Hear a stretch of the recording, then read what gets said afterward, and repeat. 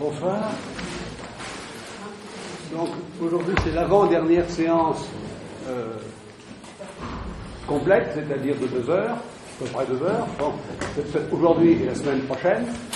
Et puis la semaine d'après, c'est-à-dire, je pense, vous êtes le 6 juin, je fais une courte séance d'1 heure, et puis c'est une tradition amicale et sympathique, on boit un petit verre. Et puis en principe, j'ai indiqué là à l'administration que je reprendrai les séances, non pas le premier lundi de janvier 2017, parce que c'est le 2, je crois. Alors là, c'est un peu raide, le janvier. Donc ce sera le 2e lundi, donc de cette 9, en principe. Bon, voilà. Donc, je voudrais aujourd'hui faire le parcours complet que j'ai plusieurs fois modifié. Parcours qui... c'est lui qui compte, le parcours, hein, c'est pas l'arrivée, c'est le parcours. C'est banal, ça. Bon, comme on dit, pourquoi je passe par là, etc., plutôt que par là, ça, bon, c'est parce qu'il y a des endroits où ça ne cesse pas bien aller, c'est tout. Bon, alors, ce que j'avais comme projet, donc, c'était de traiter des rapports de la philo avec l'époque. Bon, dit comme ça, c'est plat comme tout. Et ça n'a pas grand intérêt. Bon. Mais non seulement c'est plat, mais c'est sans doute intraitable, parce que il y a une chose qui est très mauvaise, c'est ce qu'on appelle la présupposition implicite. Autrement dit, on construit tout pour que ça marche bien. Alors, tout est un peu faussé.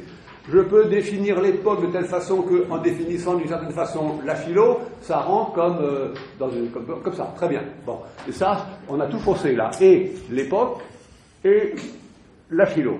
Bon, alors, il y a deux, c'est le premier des dangers, celui-là, en philosophie. C'est une affaire que mon ami Marc Richir avait remarqué, sur laquelle il insistait beaucoup, à savoir qu'il ne faut pas construire les situations de pensée pour que ça rentre exactement comme une mortaise de la partie mâle dans la partie femelle, et on est très content. Il y a une jubilation à ça.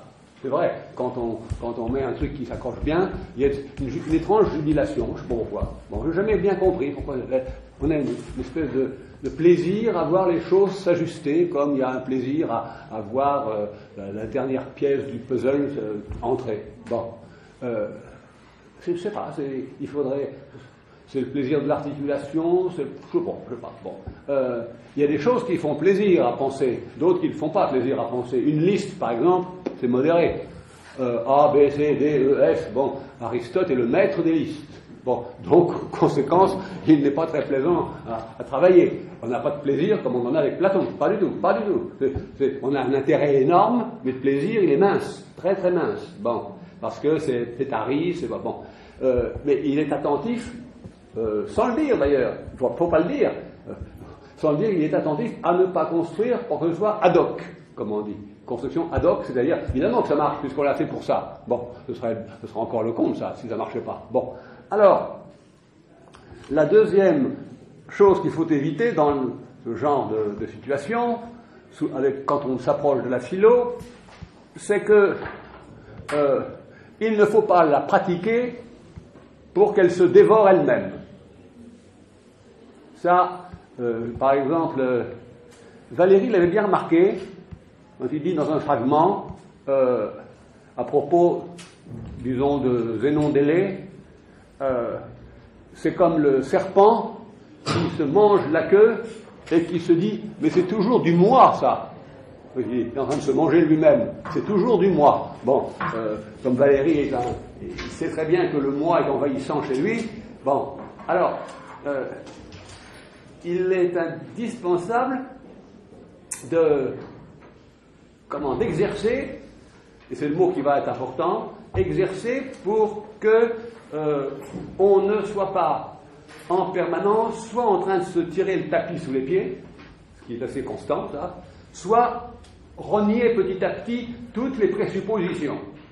Bon. Alors, l'idéal, c'est évidemment de les renier toutes et de les supprimer toutes. S'il n'y a pas de présupposition, il y a évidemment ce qu'on appelle une auto-opposition avec une jouissance, évidemment, associée. Bon, vous allez me dire, donc, là, ça fait la deuxième fois que je m'en prends aux jouissances de pensée. Ouais, parce qu'elles sont redoutables. Elles sont redoutables parce qu'elles attirent comme des sirènes. Bon. Et que si on pouvait faire le décompte comme ça, des situations qui sont comme des, comment je dirais, comme des signaux, comme des voyants qui clignotent et on se précipite dessus, et ce sont des naufrageurs. C'est-à-dire on se brise. Bon. Donc, par exemple, Aristote était très très très vigilant à ce qu'on ne parle pas. Vous pouvez dire ce que vous voulez, mais pour qu'on ne parle pas de telle façon qu'en parlant, on rend impossible ce dont on parle. Par exemple, si vous parlez de telle façon que vous êtes obligé d'en conclure que l'homme est un animal non parlant, ben vous avez tout ruiné. Bon. Et là, évidemment, les sophistes, ses contemporains, étaient très joyeux de ça, bon, très friands de ça. Bon. Je vais d'ailleurs m'occuper des sophistes, pas techniquement, ni peut-être même cette année, parce que j'aurai sans doute pas le temps, mais les sophistes sont des gens qui ont beaucoup aidé, malgré eux, à la constitution de la philo. Beaucoup. Bon. Sinon, s'il n'y avait pas eu eux qui ont mis le langage en exergue, qui l'ont mis en rival de tout le reste, rival heureux, rival toujours heureux, il n'y aurait sans doute pas ce qu'on appelle la philo. Bon, j'indique simplement le signalement que je donne. C'est pas une définition, c'est un signalement, hein, qu'on dit, tiens, à savoir activité éminente. Éminent veut toujours dire dans ma bouche qui s'emploie à supprimer ses conditions. Donc c'est une affaire qui n'a plus de conditions. Mais alors s'il n'a plus de conditions, elle n'est pas faisable. Bon, en principe, tout a une condition. Bon, il est vrai que si vous n'avez pas de bois pour faire une table ou un matériau, vous ne pouvez pas la faire.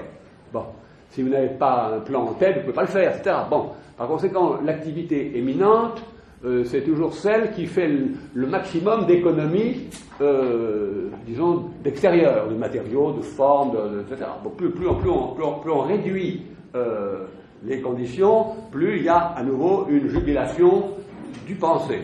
Bon. Et donc, le signalement, c'est donc cette affaire-là, à savoir, disons, une activité. C'est un mot de théologie, ça, éminent. Hein. C'est un mot de la théologie chrétienne qui signale qu'il y a des façons de faire qui ont besoin des conditions et des façons de faire où on peut faire la même chose sans disposer des conditions. C'est évidemment plus économique, la deuxième. Bon, sauf que c'est périlleux. Et deuxièmement, deuxième trait de signalement, c'est une activité qui se déjoue son identification. Chaque fois que vous dites la philo c'est ça, elle s'emploie à se soustraire pour que ce ne soit pas ça. Donc c'est un peu une course difficile, ça. Donc toute définition est perdue d'avance. Alors, ce prolégomène étant posé, je vais vous donner le fil conducteur de la séance d'aujourd'hui. C'est évident que je ne ferai pas tout, hein, comme d'habitude. Bon. Alors, première rubrique, si vous voulez, je rappelle l'épure. L'épure, c'était aussi la topique des rapports de la philosophie avec l'époque, compte tenu qu'elle ne peut être ni totalement un reflet de l'époque, ni totalement sans rapport avec elle. Bon. Alors, c'est donc le problème du rapport qu'il faut. C'est assez constant, le problème du rapport. Rapport de l'homme à la femme, problème de rapport de l'homme à la nature. Bon, ça c'est, je vous le signale, toujours mal posé. Toujours mal posé. Et quand Heidegger dit Sein und Zeit, c'est parce que entre Sein et Zeit, il n'y a pas la différence qu'on croit comme entre chat et chien. Hein. Bon, si c'était comme chat et chien, ben, ça ne marcherait pas. Bon, mais c'est une différence qui n'est pas du tout de même nature. Bon, alors, donc, première rubrique, c'est ça. La deuxième sera la suivante. Je suspends la question du rapport. Terminé. Bon, je la suspends. Bon, ça, c'est typiquement un geste, un énoncé de philosophie. Bon. On ne sait pas s'il est suivi des faits ou s'il est seulement verbal. Bon. Moi, j'ai toujours été inquiet des situations de parole où on est seulement verbal, tout en pensant être magistral, définitif. Bon. Par exemple, très peu de phénoménologues, je vous l'ai déjà dit une fois, je crois, très peu de phénoménologues sont soucieux de savoir si les instructions qui sont données pour ce qu'il faut faire sont effectuables ou pas. Bon. Si ce n'est pas effectuable, là vous avez une... Bon, Aristote, pour en revenir encore à lui, dégomme Platon sur le point précis que Platon prescrit des opérations qu'un homme ne peut pas faire en tant qu'homme. Bon. Et que s'il le pouvait, ce serait un dieu. Ou bien alors un truqueur complet qui a déjà mis, comme dit Heidegger, la hérissonne là où le hérisson doit arriver. Donc, quand le lièvre arrive le premier, il croit qu'il y a le hérisson. Parce que le hérisson a eu la ruse de mettre la hérissonne déjà à l'arrivée. Bon, mais évidemment, j'avais des copains qui disaient il n'était pas fort en différence des sexes. Bon, l'histoire l'exige. Bon, c'est pas facile de distinguer un hérisson mâle, femelle. Hein, je sais pas, moi, je serais bien. Alors, je suspends la question du rapport. Bon, ça, c'est la deuxième. Bon, deuxième affaire. Troisièmement, ça veut donc dire qu'on décide de se passer de philosophie et on voit ce qui se passe. Et dans le fond, vous pouvez soupçonner que ça ne change pas grand-chose. Bon. Donc, ou bien on dira que la philosophie ne fait pas le poids, c'est possible ça. Bon. Ou bien que elle ne se mesure pas à la même aune. Bon. Alors, on décide de se passer de philosophie, et on voit ce qui se passe, donc on est dans l'époque, là. Hein. On est dans l'époque, et on ne s'occupe plus du rapport avec la philo. Donc, c'est comme si il n'y avait plus de philo. Il n'y a plus donc que l'analyse de l'époque. Bon. Alors là, au moins on est ce qu'on appelle dans l'intrinsèque, c'est-à-dire on est dedans, bon, avec un tout petit point. Un tout petit point qui va évidemment être décisif, qu'il est un peu forgé par moi, ce petit point, évidemment. Mais on dira qu'il n'est pas forgé. Bon, à savoir que il est arrivé dans l'histoire du fer, je vais m'expliquer, du FAIRE, hein, pas du fer à faire, l'histoire du fer, un événement qui a été au départ extraordinairement mineur, et qui a pris une ampleur énorme, maximale, qui va avoir des conséquences sur le recommencement de la philo. Non plus cette fois dans la forme du rapport, mais dans la forme de l'intrinsèque, c'est-à-dire c'est du dedans de l'époque que quelque chose va prendre un tout petit peu corps, et puis s'amplifier à la fois pour notre bonheur et pour notre malheur. Alors, c'est quoi cette petite chose? Je ne rappelle que vous fasse languir. C'est que, précisément avec les sophistes, le fait de faire est modifié, et l'exécution, l'effectuation est précédée par eux, chez eux, par la notion d'exercice. L'exercice ne compte pas en principe. L'exercice ne doit pas figurer quand vous avez un récital de piano, vous ne devez pas entendre, et vous ne devez pas soupçonner, c'est l'inverse, vous pouvez soupçonner qu'il n'y a pas eu assez de répétition, mais vous ne pouvez pas soupçonner que les exercices figurent, sauf disparus. Sauf disparus, et la disparition de l'exercice est le bénéfice de l'exécution. Bon, c'est très important. Je vais dire tout de suite quelques mots de cette histoire du faire, parce que les sophistes sont des drôles de gens. On va voir ça tout de suite là.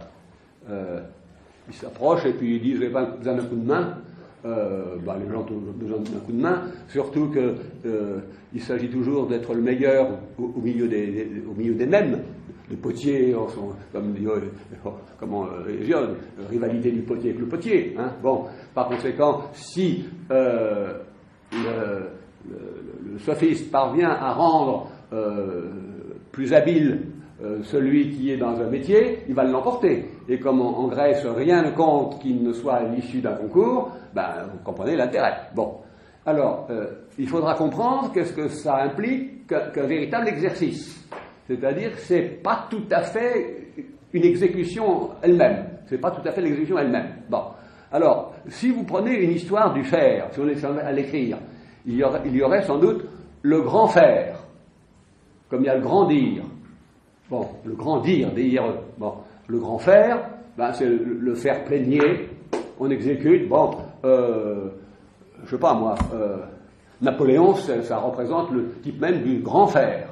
Bon, à savoir, les tâtonnements ne comptent pas, on va se mettre à tâtonner, le plus vite c'est droit au but, même s'il y a de la stratégie, c'est une stratégie qui, moi, ça m'a intéressé, donc j'avais travaillé un peu ça, parce que c'est un philosophe étonnant, Napoléon, qui a tout sauf les traits de ratiocinant, hein. Tout, ah oui, il n'est pas à traîner, il n'est pas bon, et c'est ça le grand avantage. Bon, alors il y a, ce serait intéressant de faire une histoire, je ne sais pas si elle existe. Ensuite, il y a le faire qui est laborieux, qui doit intégrer ses ratés et ses rectifications. Ensuite, il y a le faire qui est assisté. Assisté par un tas de trucs, hein, assisté par un coach, assisté par un ordinateur, assisté, etc. Bon, assisté. Tous les dialogues de Platon sont des situations où un dialoguant est assisté. Bon. Et ça va plus loin. L'être lui-même, s'il n'est pas secouru, s'il n'est pas assisté, il se défait. Vous voyez le politique de Platon. Bon. Les choses les plus importantes, si on les laisse à elles-mêmes, autrement dit, il n'y a pas de principe d'inertie. Bon, alors qu'avec Aristote, il y a un principe d'inertie. Une pomme est une pomme, elle reste là. Bon, il n'y a aucune raison, qu'il n'y a pas de moyen qu'elle... vous allez me dire, elle va pourrir. Bon, d'accord, mais c'est pas le problème, ça. Bon. Autrement dit, jamais Aristote n'aurait l'idée de chercher dans un récit, dans une fable, ou dans un grand récitant, ou dans un grand garant, la garantie de la question de l'être. Elle se garantit d'elle-même. C'est comme l'État qui est son propre assureur. Hein.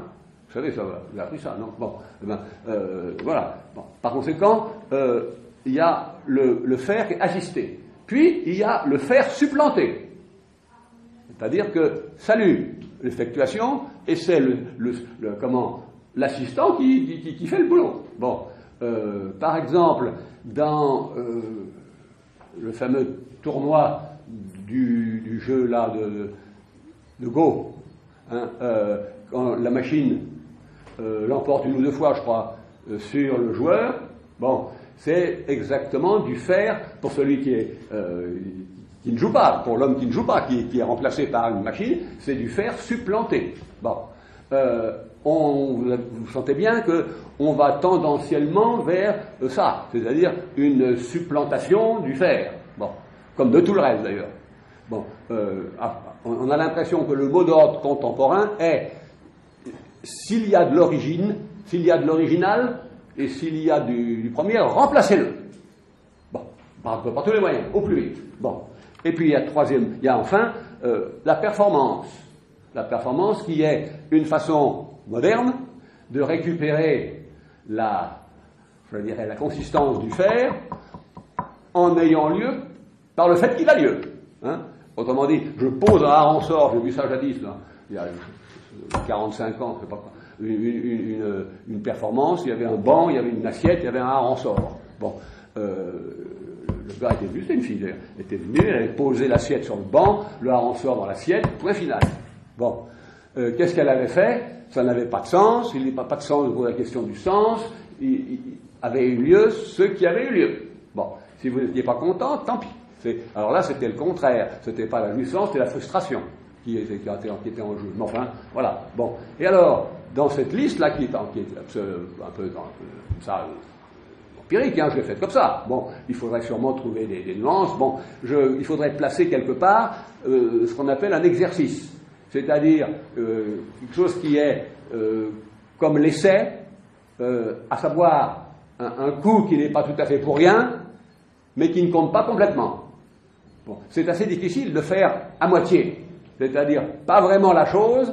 Bon, si on ne fait que des exercices, c'est un peu court. Bon, et si on n'en fait pas du tout, on est obligé de passer à la performance. Bon, alors cette histoire du faire m'intéresserait beaucoup. Bon.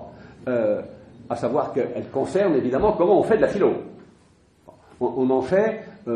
Alors je ne sais pas du tout si on est philosophe comme on est physicien. Bon, quand on dit faire de la physique, je ne sais pas trop ce que ça veut dire, hein, dans le fond. Non, je ne sais pas ce que ça veut dire l'expression. Je me souviens de comment il s'appelait là les actes de la recherche en sciences sociales. C'était comment il s'appelait Bourdieu. Se faisait fort, je me souviens, c'est lui qui dit, je me rappelle encore de ces paroles, il y a 40 ans, je me fais fort d'avancer très loin dans la compréhension de la physique en faisant la description du laboratoire. Bon, donc sans faire de physique, bon, au sens propre. Bon. Alors, ça, c'est donc la deuxième rubrique. On décide de se passer de philo et on voit ce qui se passe. Bon. Troisièmement, non, pas quatrièmement, je pense, peu importe, mais ensuite, autre rubrique, je vais tenter le recommencement de la philo dans l'intrinsèque de l'époque, mais d'une toute autre façon, non pas en la présupposant, parce que si vous présupposez, plus vous présupposez, moins ce sera ça. Bon. Moins vous présupposez, plus c'est asphyxiant. Évidemment. Vous n'avez rien comme matière. Bon. Bon, quand vous lisez du Husserl, vous tentez de vous demander où est-ce qu'il y a quelque chose. Où est-ce qu'il y a quelque chose. Bon, on a un manque du quelque chose. Bon, et quand on lui demande un exemple, ils sont pas. On constatait là récemment avec des amis que les exemples sont pas riches. Sont pas riches. Bon, c'est pas chez Hegel, ils sont extraordinairement riches, les exemples, formidablement riches. Bon, chez Husserl, bon, et je me rappelle de Françoise d'Asturio, vous connaissez peut-être de nom cette philosophe, disait, là aussi il y a un certain temps, vraiment Husserl, il n'est pas intelligent. Et c'était une Husserlienne, hein. Bon, une Husserlienne, il n'est pas intelligent, c'est-à-dire que quand il dit intuition, ne cherchez pas à midi et 14h, ça veut dire ce que vous appelez intuition. Voilà. Bon, c'est pas sot. C'est pas sot de jouer comme ça, parce que si on donne une définition, elle est arbitraire, commence la chicane, et toute la chicane empêche le commencement. Bon, par conséquent, et comme la chicane est interminable, ça ne commencera jamais. Donc, je trouve que c'est pas... Bon, elle pensait dire une critique, et dans le fond, avec les années, je me suis dit, ça a été... en dépit d'elle, c'était finalement pertinent et intéressant que Husserl ne raffine pas et qu'il appelle comme tout le monde intuition, y compris l'incertitude, y compris le flottement que comportent tous les mots d'usage, hein, puisque d'un mot il n'y a qu'un usage, et qu'un dictionnaire ne fait que codifier les usages. Le dictionnaire ne donne pas de définition réelle, hein, il codifie les usages, on appelle, je sais pas, telle chose, ce que tout le monde appelle de ce nom-là. Bon, voilà, c'est tout. Alors, un recommencement de la philo, après suspension donc, hein. Bon, quand je dis recommencement, ça implique que j'ai gardé une idée de ce que c'était, puisque je ne pourrais pas dire recommencement. Bon, ben, ça sera à voir. Mais d'une toute autre façon, non pas en la présupposant, mais en la déduisant d'un petit accident survenu dans le faire. C'est ce que je vous disais tout à l'heure. Alors, quel est ce petit accident? C'est lui, évidemment, qui est difficile. Bon. À savoir que cet accident, je vais quand même déjà le décrire une première fois. Bon. Et puis, peut-être que, bon, il n'est pas tout à fait simple à... c'est pour ça qu'on n'a pas trop saisi, à mon avis. Bon. C'est que, d'abord, tous les petits dialogues de Platon sont des exercices. Et ce sont des exercices qui sont destinés explicitement à rendre l'interlocuteur meilleur dialecticien, y compris le politique, qui est un très grand.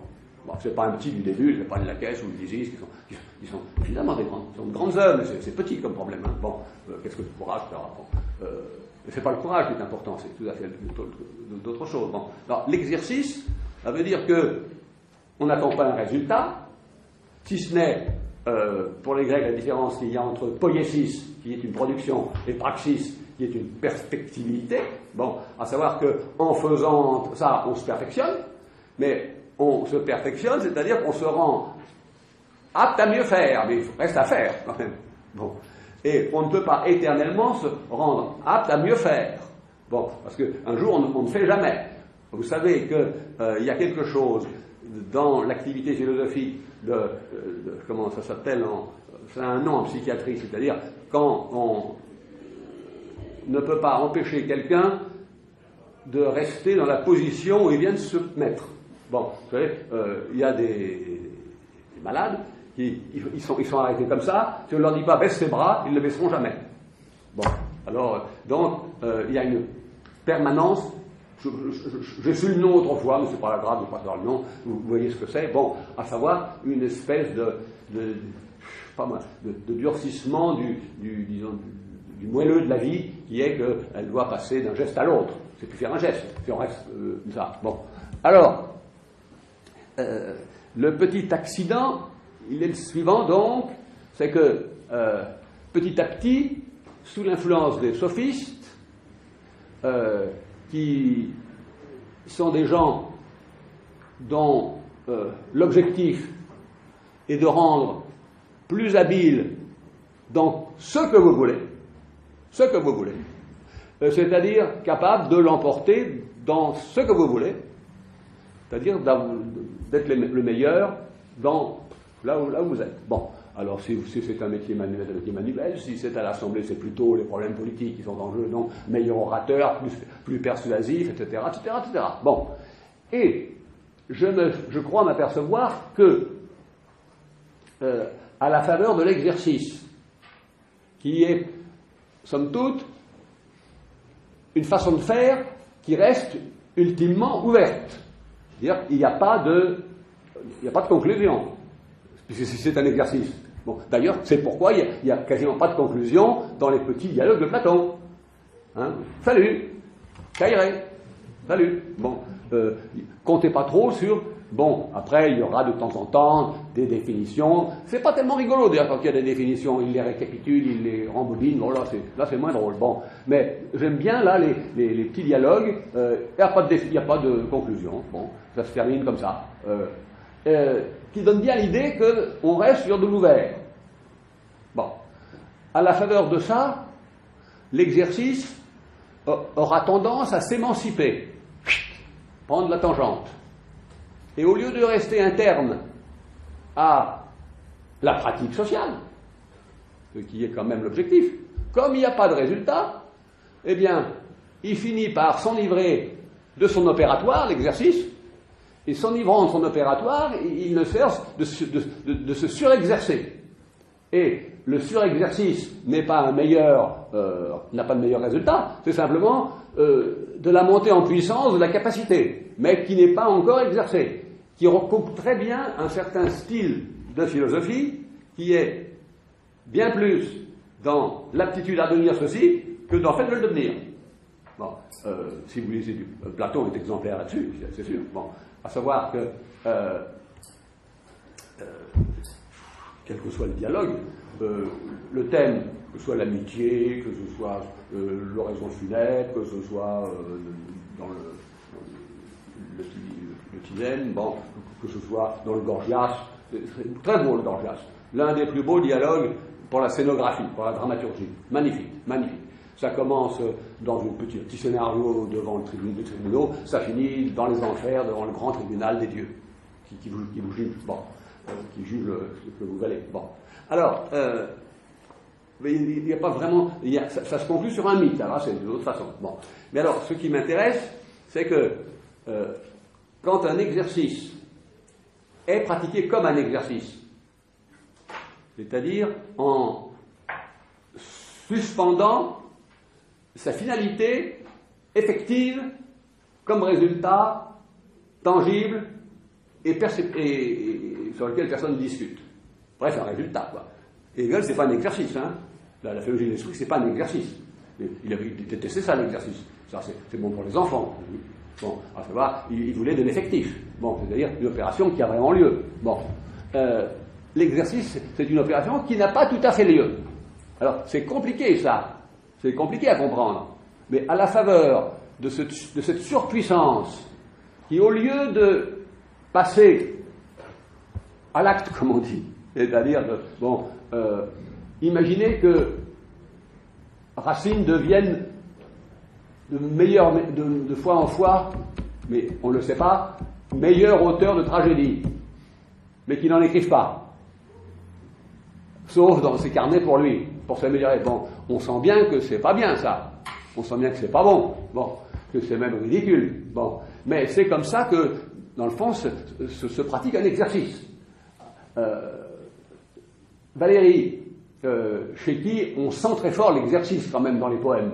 Moi, je ne suis pas un fanat, vous savez, du Valérie des Cahiers, je suis grand amateur. Je ne suis pas un grand amateur du Cimetière marin ou de la Jeune Parc. Ça sent trop le boulot bien fait. Bon, je trouve, pour moi. Bon. Il a compris, lui, très bien, la différence qu'il y a entre une exécution, il fait son poème, il est fait. D'ailleurs, il le juge sévèrement, il le juge... C'est intéressant la façon dont il revient dessus, bon, dans ses cahiers sur Cimetière marin, sur la Jeune Parc, etc. Bon.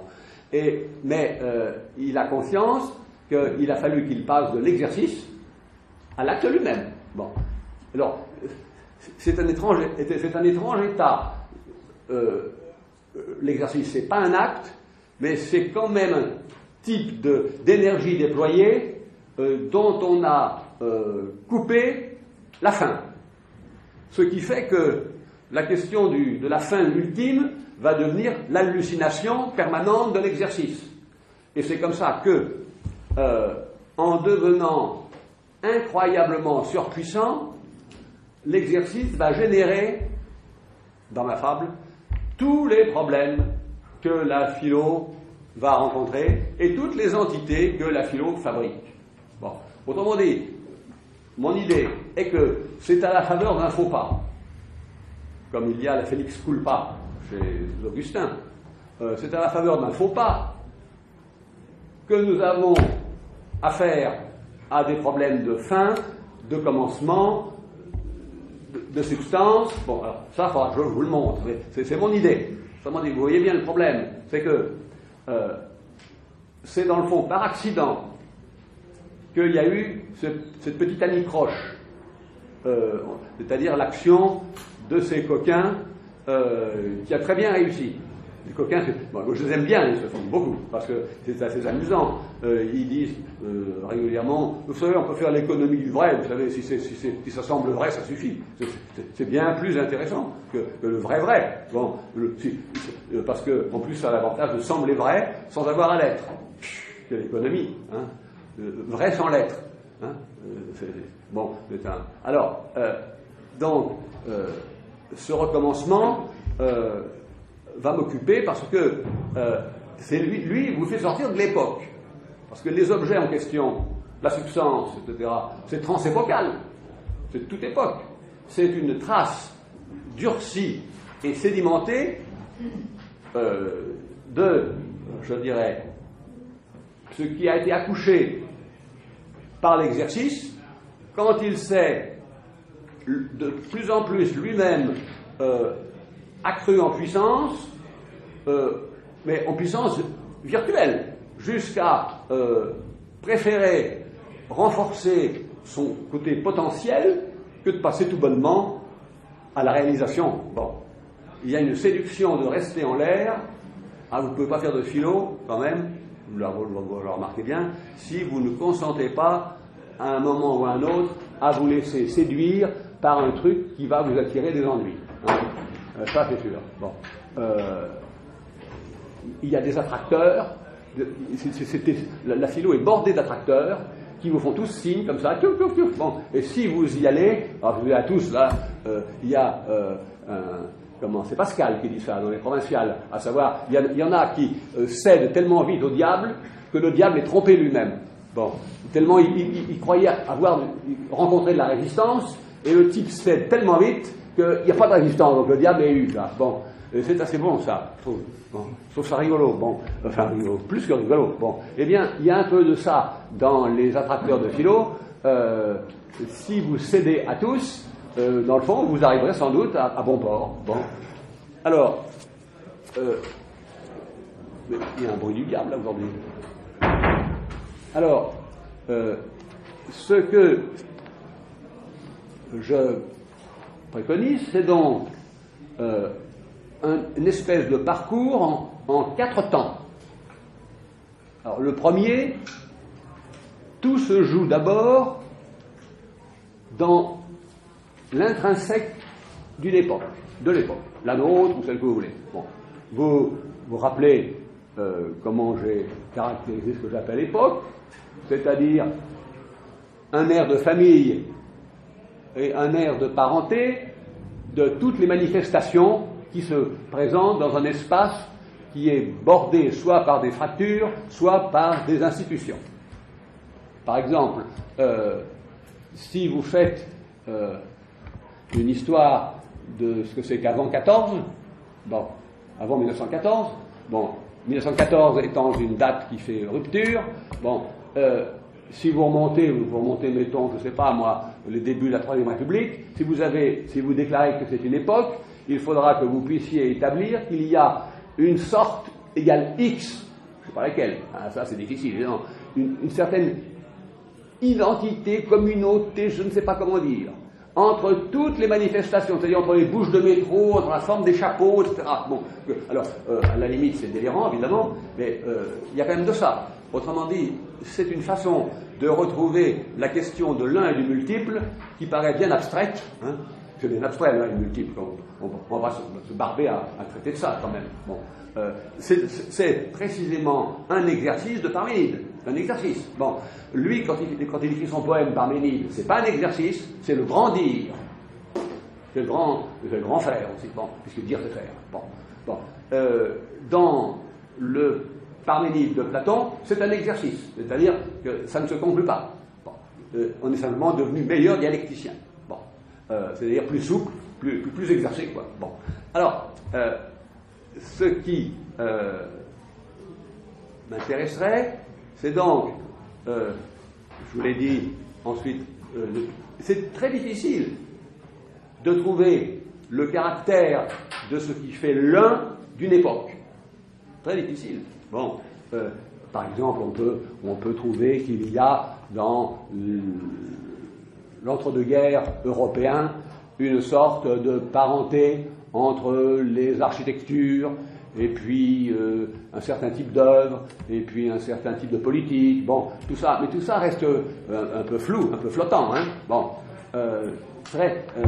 très difficile d'isoler, de caractériser et d'isoler la nature de l'un en question, ce qui fait l'un d'une époque. Bon, ce qui fait l'époque. Bon.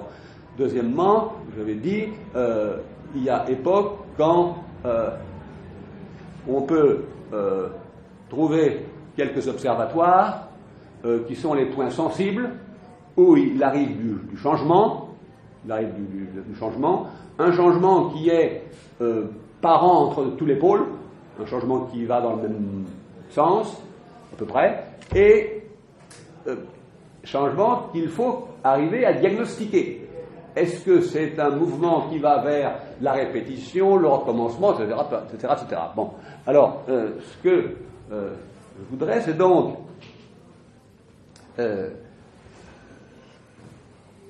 circuler, comme j'ai déjà fait, mais un peu autrement, là, je ne le ferai pas cette année, ça le ferai l'an prochain, sans doute, dans la logique même, en prenant un exemple, mais vous voyez que c'est extrêmement limite de trouver ce qu'il peut y avoir comme parenté entre les formes plastiques des années 1900, les formes plastiques, et la logique politique qui est à l'œuvre dans ces années-là. Bon. Et pourtant, si époque veut dire quelque chose, ça veut dire qu'il y a quelque chose d'un. Alors, ça paraît un peu ésotérique, ça, évidemment. Quel est ce un? Il ne faut surtout pas l'isoler, parce que si vous l'isolez, vous allez fabriquer une idée platonicienne. Bon. Mais cet un est investi, il est localisé par nulle part, mais en ce moment, on voit bien qu'il y a un air de parenté entre les trucs. Bon, il y a un air de parenté. Alors, aujourd'hui, ça serait sans doute presque facile.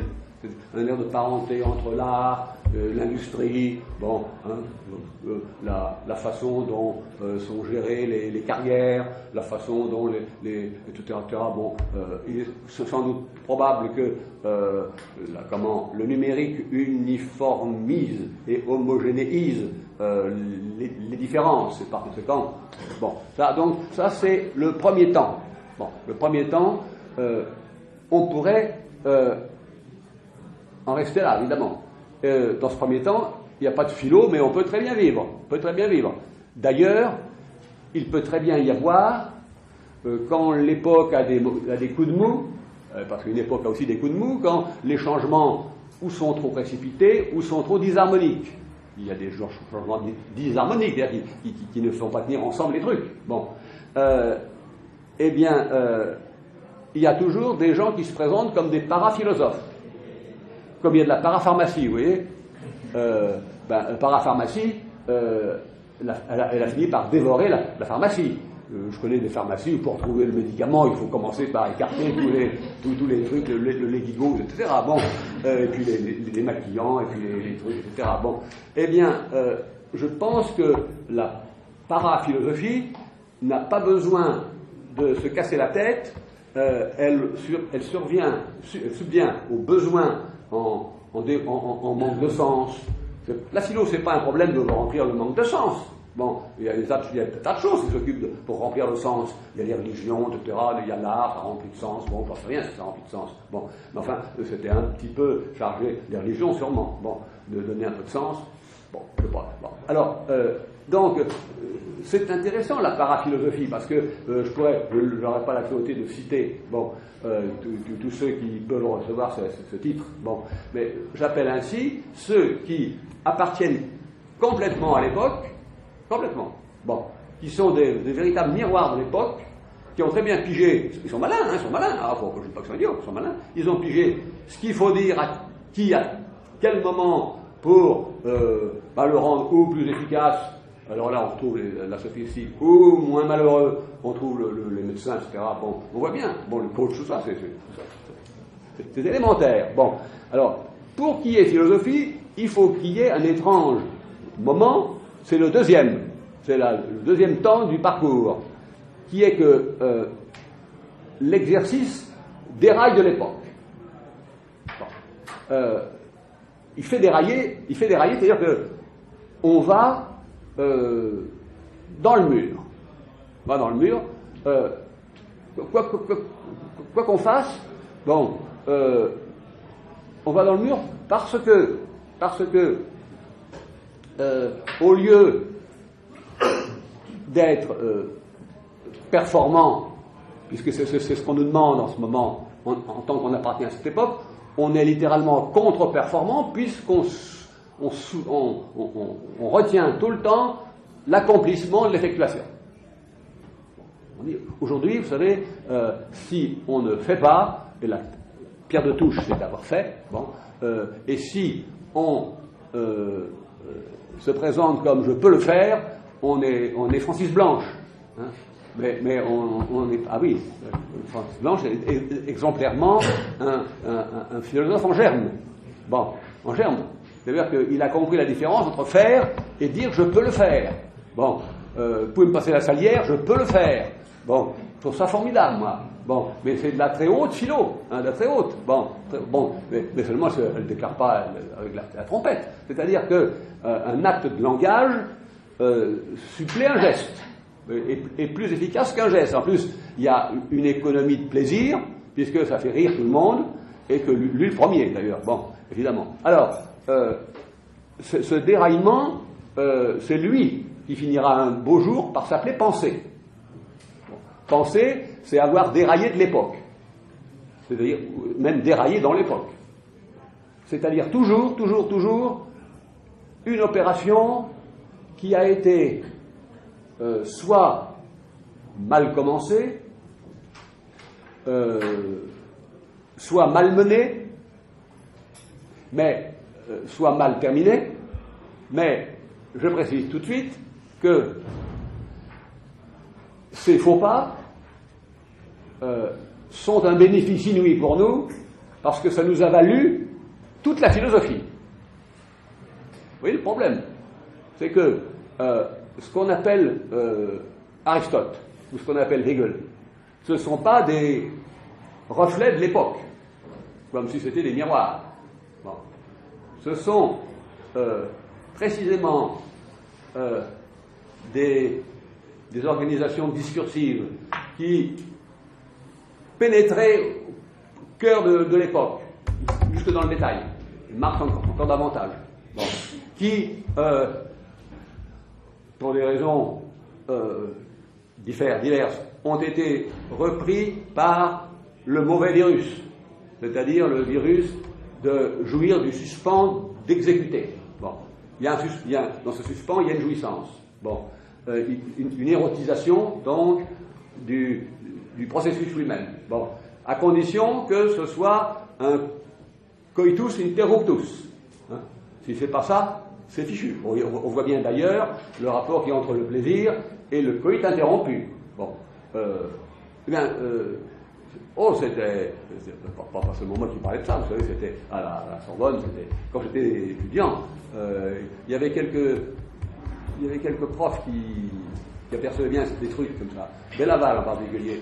Delaval était un type astucieux et qui voyait bien ce qui faisait le nerf le plus singulier de la philo, c'est qu'elle doit elle doit suspendre d'abord. Suspendre ce qui s'appelle philo. Hein. On laisse en vie la paraphilosophie. Elle ne bouge pas, elle, tranquille, il y en aura toujours. Elle se vendra toujours, il y en aura toujours. Et puis elle fait du bien, remarquez. Moi, je sais pas, moi, quand on me demande ce que je pense de X, je dis, bon, d'abord je ne l'ai pas lu, donc je ne vais pas me mettre à tirer sur des gens que je n'ai pas lus. Bon, et puis je me dis, dans le fond, s'il le fait, c'est qu'il doit avoir des raisons de le faire. Bon, et ça doit rendre des services. Bon, c'est sûr. Bon, pas celui de la pensée qui est précisément, évidemment, elle consiste à aller fréquenter des drôles d'êtres.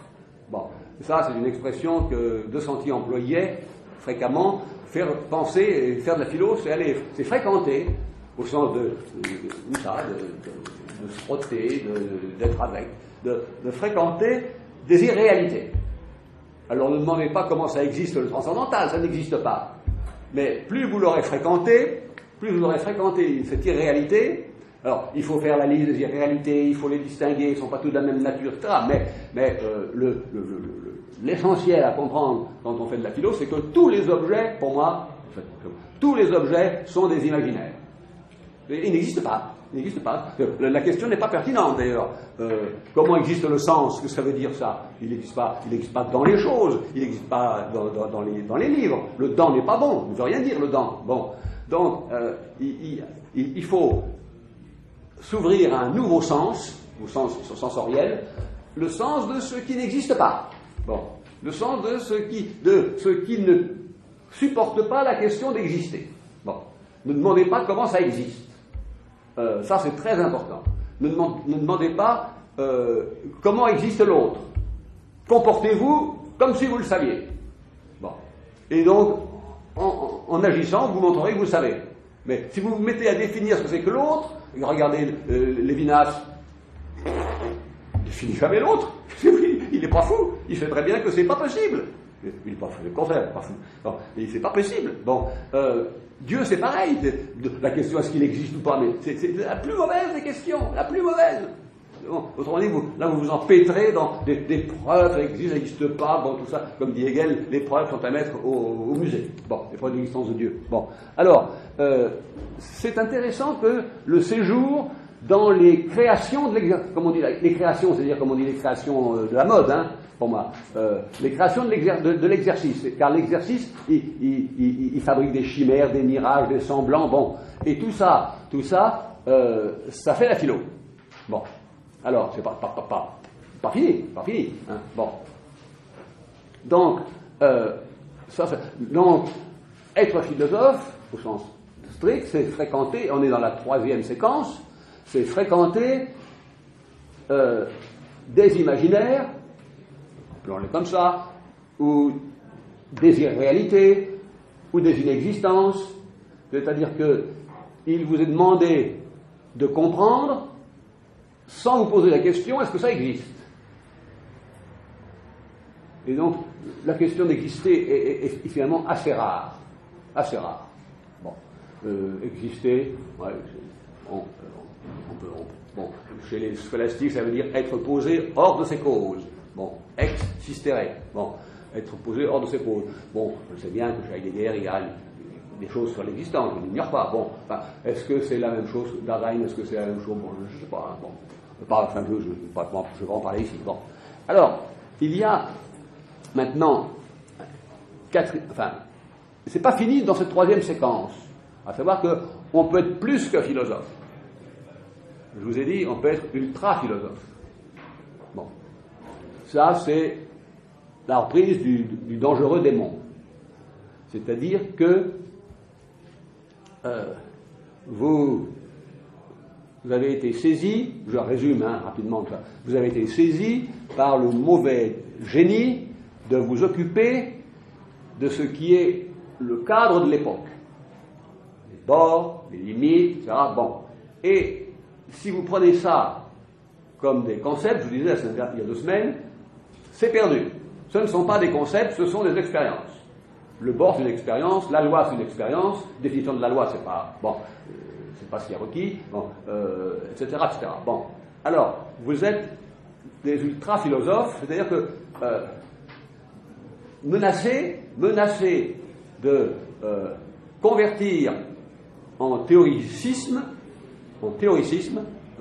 ce qui doit rester de l'ordre de l'expérience, c'est-à-dire ce que j'ai appelé bord, butée, percée, brèche, qui sont une façon de cadrer l'expérience et de cadrer l'époque. Bon. Mais on peut faire encore un pas de plus. On peut faire un pas de plus de l'ultra-philosophe. Je l'appellerai l'archi-philosophe. Je l'appelle comme ça, hein, bon, puisque j'ai à ma disposition des noms. Bon. À savoir celui-là, il a tellement forcé, parce qu'on peut toujours forcer, vous savez, qu'il finit par toucher le fond ésotérique des philosophies.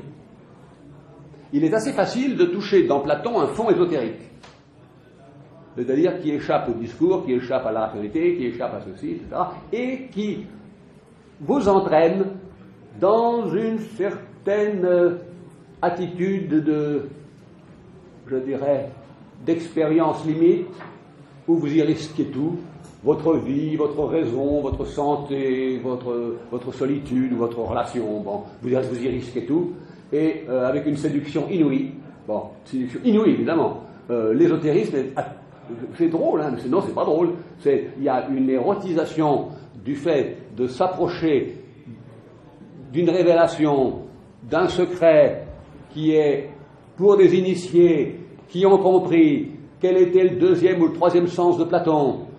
Les oiseaux s'en tiennent au premier, bon, qui n'est pas faux, mais qui est pour le peuple, dit Platon. Et puis il y a le discours pour le peuple, c'est explicite chez lui. Et pour quelques-uns, mais le quelques-uns, c'est pas de l'ésotérisme, mais on peut le trouver, l'ésotérisme. Alors toutes les philosophies en ont un peu. Bon, chez Descartes, il y a un ésotérisme, chez l'officiel d'ailleurs, bon, pas loin. Chez Newton, pas loin.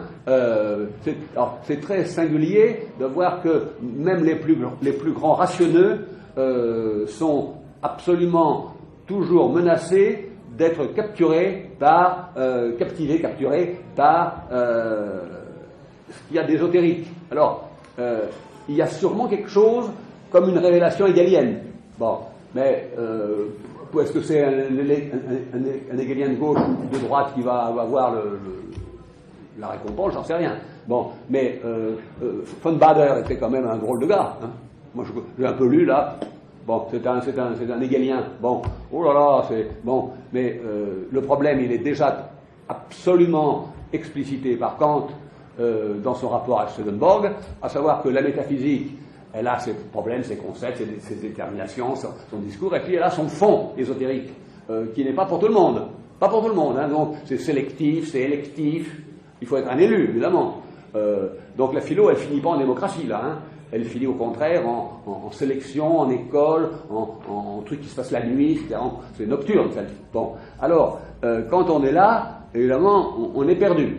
Hein. On est perdu. L'ultra-philosophe est perdu dans les brumes de bon. Ou bien alors il peut faire un retour dans l'époque. Donc la 4e séquence, ce sera ou bien dans le passage entre la 3e et la 4e, l'ésotérisme est perdu. Alors, j'aurais du mal à dire quel est l'ésotérisme d'Aristote. Je ne sais pas très bien.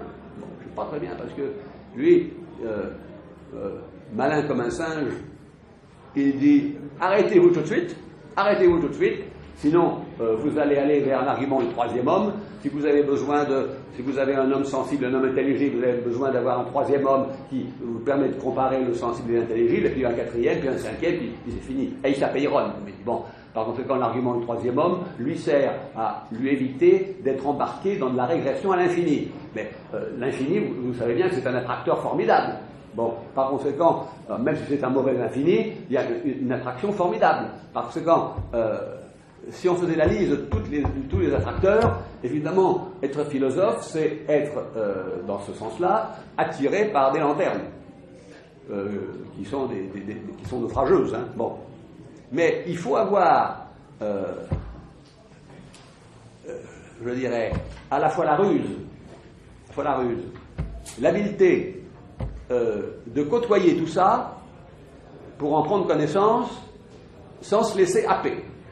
Là, il y a un côté comme ça. Si vous voulez vous priver de fréquenter les irréalités de la métaphysique, ben vous ne ferez jamais de philo. Donc vous êtes obligé d'en passer par ce que c'est que la substance, l'accident, l'attribut, le sens, bref, toutes ces inexistences, bon, toutes ces évanescences même. Hein. Bon, j'ai connu un historien de la Grèce ancienne qui jugeait que les travaux de l'école de Vernon, tout ça, c'était un travail sur les évanescences grecques. Je me rappelle, il appelait ça les évanescences. C'était pas faux, d'ailleurs, c'était le travail était un peu impalpable. Hein, la matière de ce dont parlait Vidal-Naquet, c'était jamais tout à fait la tragédie, c'était toujours un peu compliqué, c'est vrai, c'était toujours un peu des interstices. Bon, c'était ce qui se faisait l'intérêt. Le bonhomme dont je parle, là, lui, c'était les fouilles dans un endroit déterminé de Crète, etc. Bon, des fouilles, quoi. Hein, donc là, on peut pas rigoler. Bon, alors, vous voulez, il est indispensable d'avoir, comme dans la République de Platon, vous savez, c'est ce bel épisode où un personnage circule sur les murs qui vont d'Athènes au Pirée, et puis il y a les cadavres des condamnés à mort qui gisent dans le bas. Et le texte dit, il y a un œil qui veut regarder et un œil qui ne veut pas regarder. Bon. Eh bien, cette espèce de tiraillement, à la fois il faut se laisser tenter, mais pas y aller complètement, c'est exemplairement ça. Si on se laisse aller, si on se donne au diable, ben, on est dans l'ésotérisme. Il n'y a plus moyen de finir là. Hein. Ce sera de plus en plus obscur, et de plus en plus secret, de plus en plus nocturne. Bon, et à la limite, vous ferez quoi. Ou bien alors, deuxième seconde issue, vous revenez dans l'époque. Mais alors là, vous revenez dans l'époque armé de quoi? Armé du fait que vous avez vu quelque chose. Quelque chose, vous êtes devenu un peu voyant. Bon. Vous n'êtes plus tout à fait, et vous avez vu du nocturne, et vous avez vu de l'obscur, mais vous savez qu'il faut l'affirmer. Il ne faut pas en parler, ça. Bon. Il ne faut pas commencer à vaticiner sur l'obscur. Bon. Et vous n'allez pas revenir comme philosophe dans l'époque. Donc, vous avez compris mon chemin, à savoir, initialement, j'avais posé le sujet, flairant qu'il n'était pas bon, mais il faut faire les faux pas, il faut les faire. Hein. Bon, rapport, époque, philo. Bon, on interrompt le rapport, on n'a plus que l'époque. Bon, elle est là. Bon, si on la supprime, on fait des bêtises. Hein. Bon, on ne peut pas la supprimer, on peut s'amuser, mais on ne fait rien, c'est verbal. Vous pouvez faire la fiction qu'on n'est pas aujourd'hui, bien sûr, mais ça, je ne sais pas si ça ira loin. Bon. Ensuite, vous, intrinsèquement à l'époque, vous découvrez une faille dans le fer. Vous suivez cette faille. La faille dans le fer vous mène hors de l'époque, dans le fer absolu.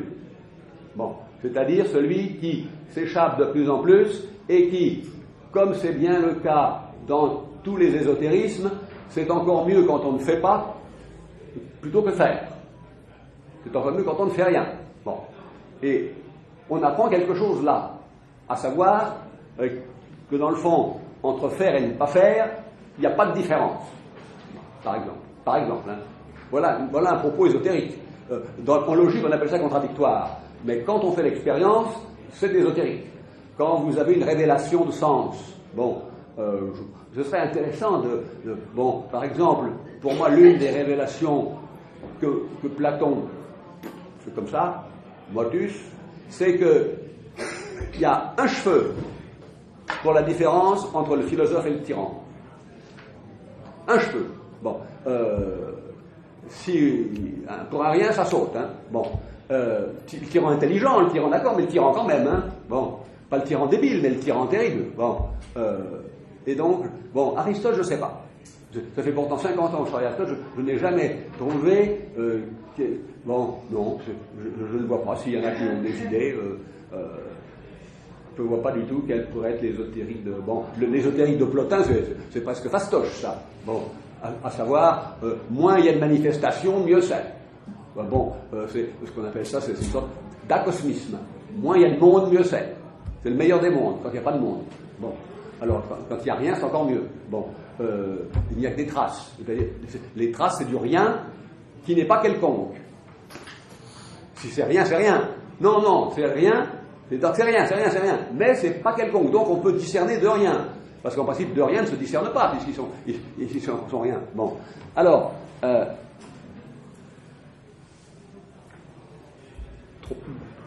temps suivant, on est embarqué assez loin dans la transtemporalité. On est nulle part.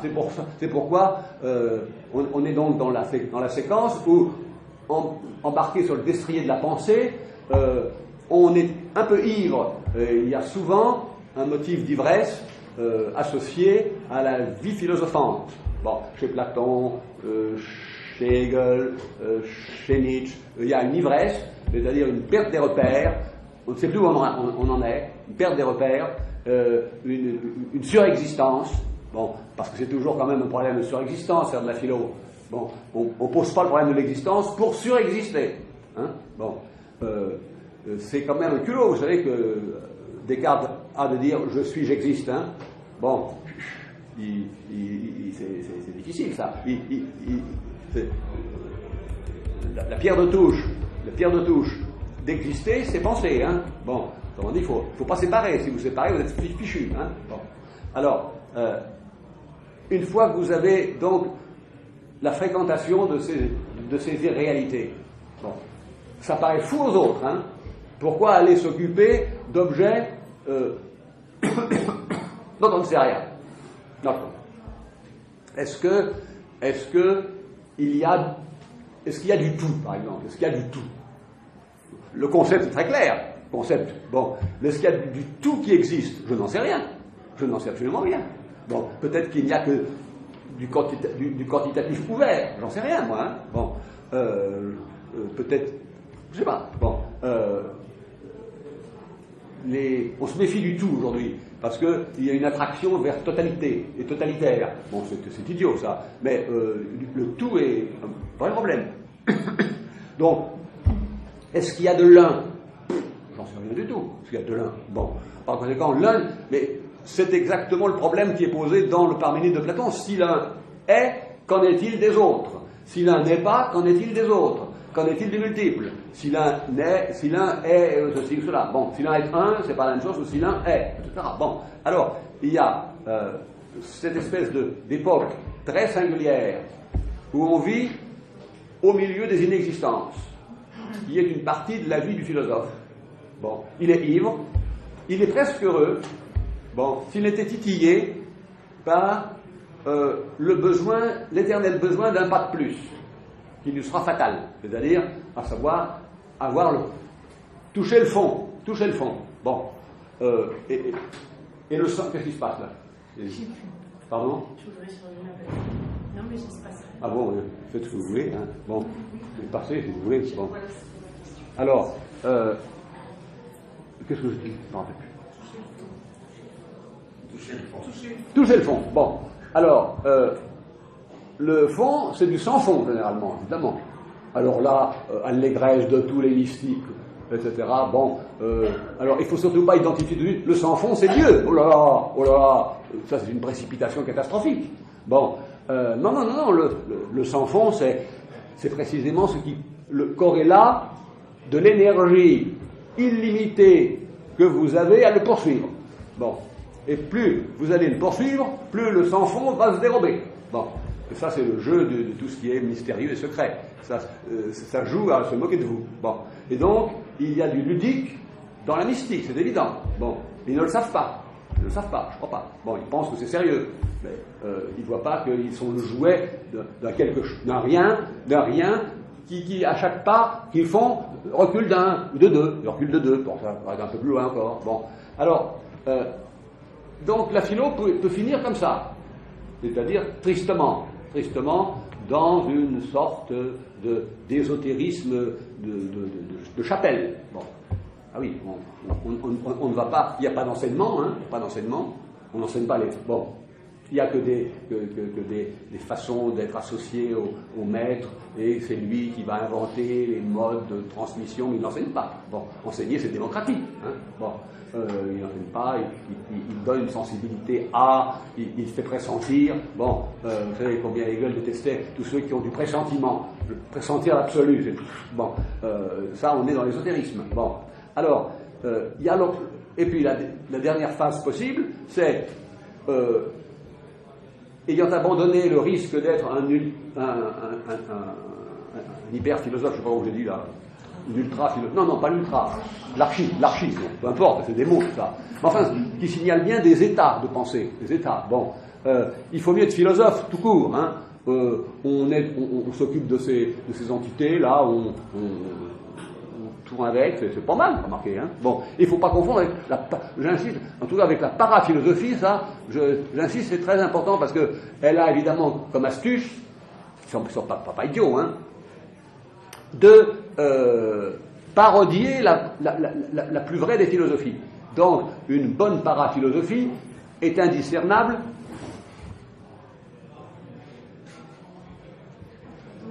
Non, mais c'est...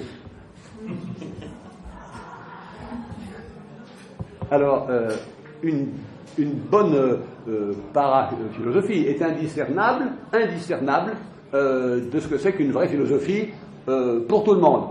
C'est le pour tout le monde qui est de trop, évidemment. Elle n'est pas pour tout le monde, au sens de... personne, vous ne pouvez pas aller tous au fond, c'est pas possible. On y va un par un. On y va un par un, et l'autre ne le sait pas que vous y êtes allé. Bon, autrement dit, les dites expériences sont incommunicables. Donc, c'est pas du langage. Donc, vous êtes muet. Ah ben oui, il y a tout ça qui suit. Hein. Bon, et ce sont les parages ultimes de la philo qui se perd dans les brumes. Bon, mais alors, les plus malins, ou ceux qui n'ont pas envie de se saborder, reviennent. Là, si vous voulez, c'est une parodie malheureuse du fait que Platon insiste là-dessus, à savoir que le philosophe, quand il a touché la révélation de ce qui est, au-delà de ce qui est, bon, il n'a pas du tout envie de revenir. C'est très bien ça, c'est très bien. Bon, et donc il faut le ramener de force. Comme ça, il faut aller le chercher et l'installer. Alors là, dans la doctrine platonicienne au pouvoir, enfin. Alors, mon archiphilosophe revient, mais alors, il n'est plus identifiable comme philosophe. Il a dépouillé complètement son titre et son allure et sa façon de dire je vous parle de choses qui n'existent pas, etc. etc. Bon, il revient, je vous ai dit, je vous ai suggéré, sous quatre oripeaux possibles qui correspondent aux notions que j'ai dégagées comme les bords de l'époque. C'est-à-dire que surgit du bord de l'époque 4 silhouettes, 4 fantômes qui m'intéressent. Alors, du côté du bord, une fois qu'on a compris que ce n'est pas un concept, hein, il n'y a pas de définition du bord, si vous le donnez, sans intérêt, puis ce sera plein d'apories, vous allez bon.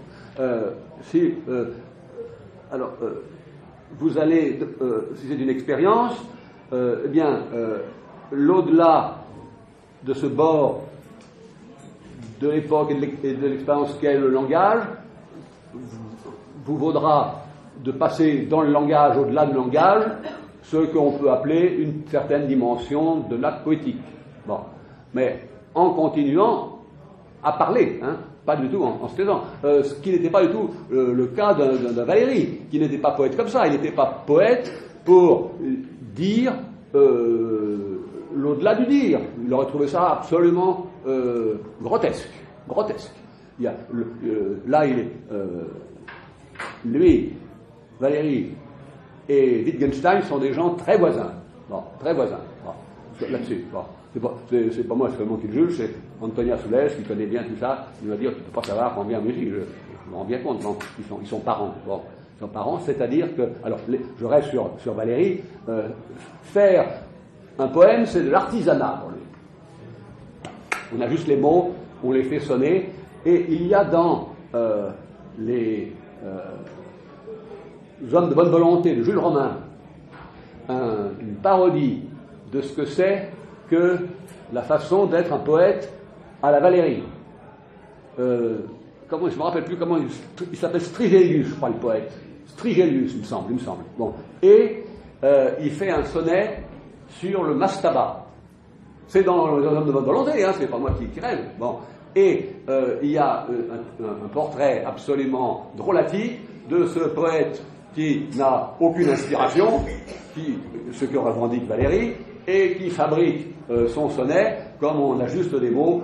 Je me rappelle, il y a sonore, mastaba sonore, quel est le mieux des deux? Je ne sais pas, bon, à vous de voir. Bon, c'est comme ça. Je me rappelle, il y a cet exemple-là. Alors, donc, Valéry n'est pas du tout poète à la façon d'un Paul Celan, hein, pas du tout. Il est poète, il est bon, je n'aime pas trop comme poète, c'est vrai. Bon, il est poète, c'est pas à dédaigner, hein, mais pour moi, il n'a pas comme type qui réfléchit sur ce que c'est que faire, il réfléchit beaucoup là-dessus, hein.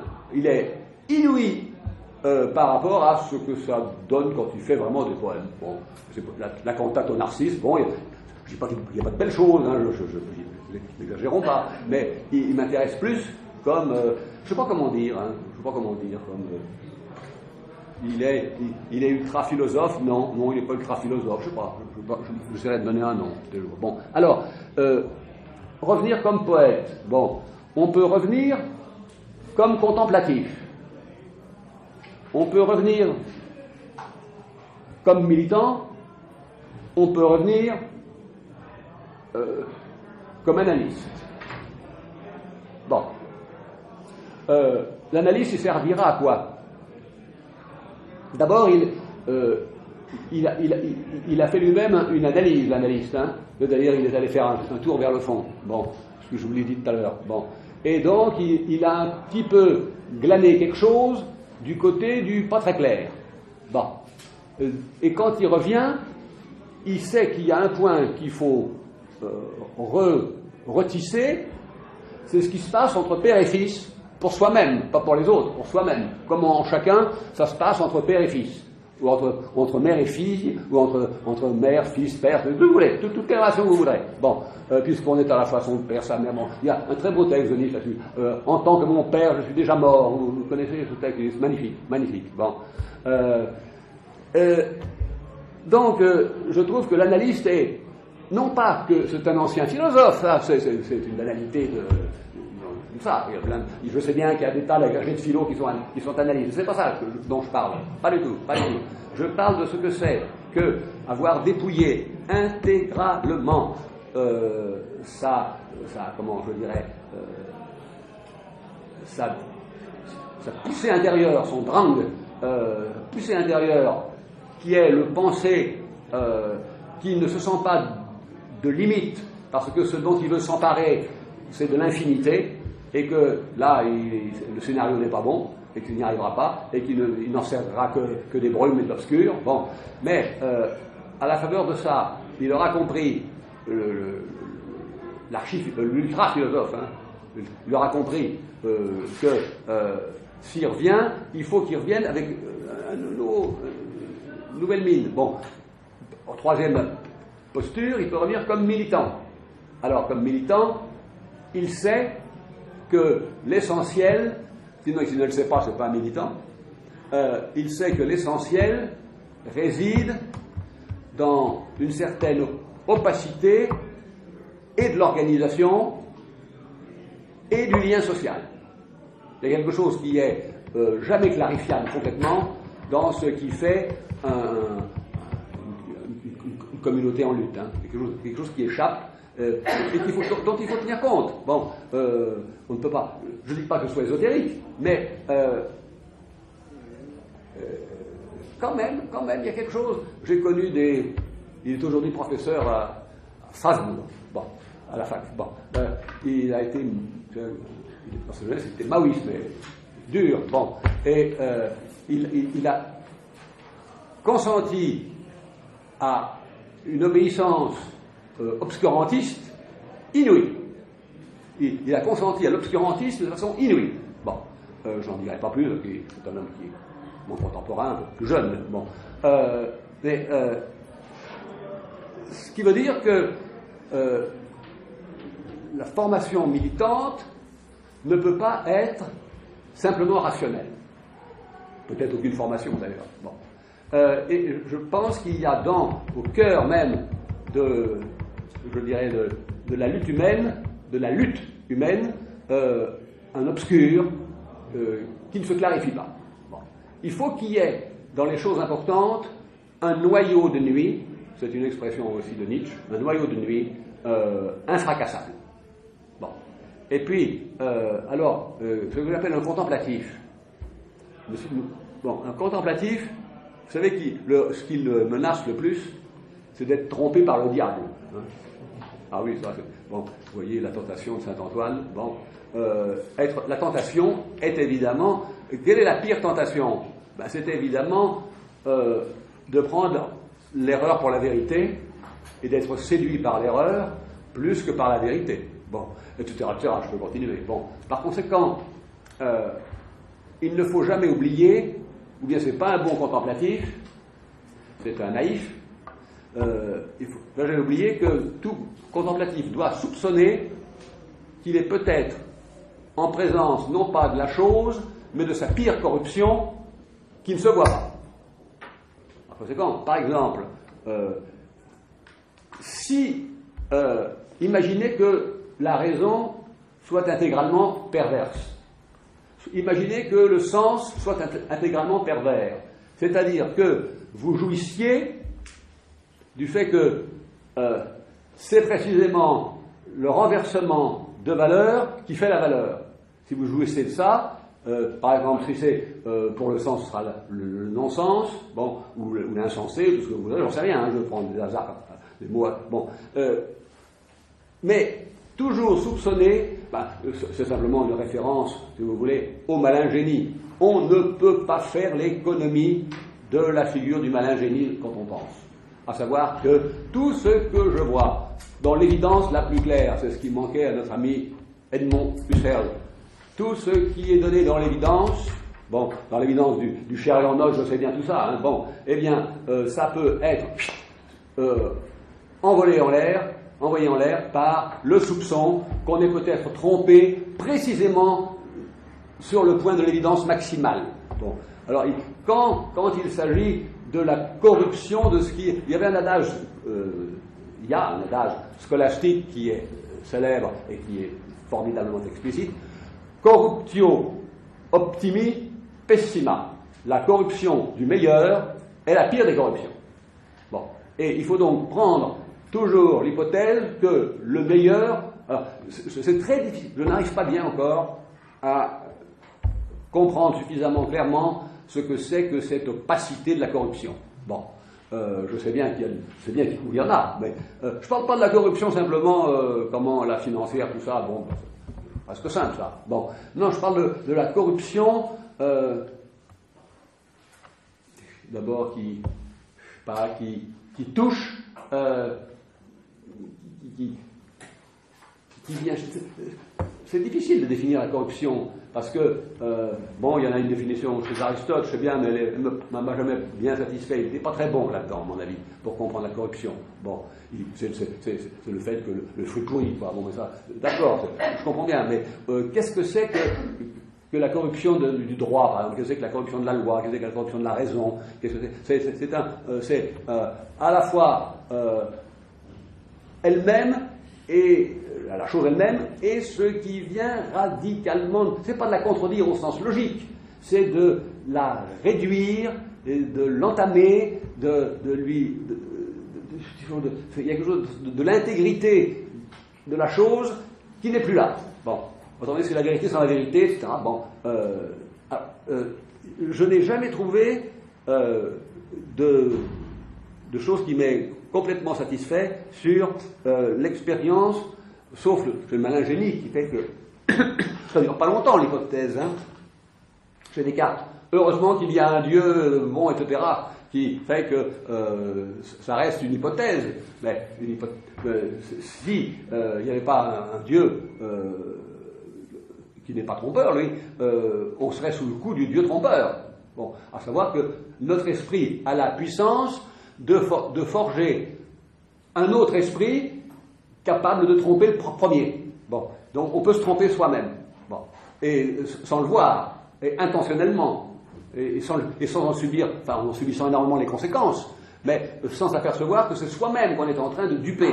Bon, et que c'est personne qui vous dupe, c'est vous-même qui vous dupez. Bon, alors ceci étant, on aura, quand j'aurai fini ce parcours, si vous voulez, on aura l'idée que, à peu près,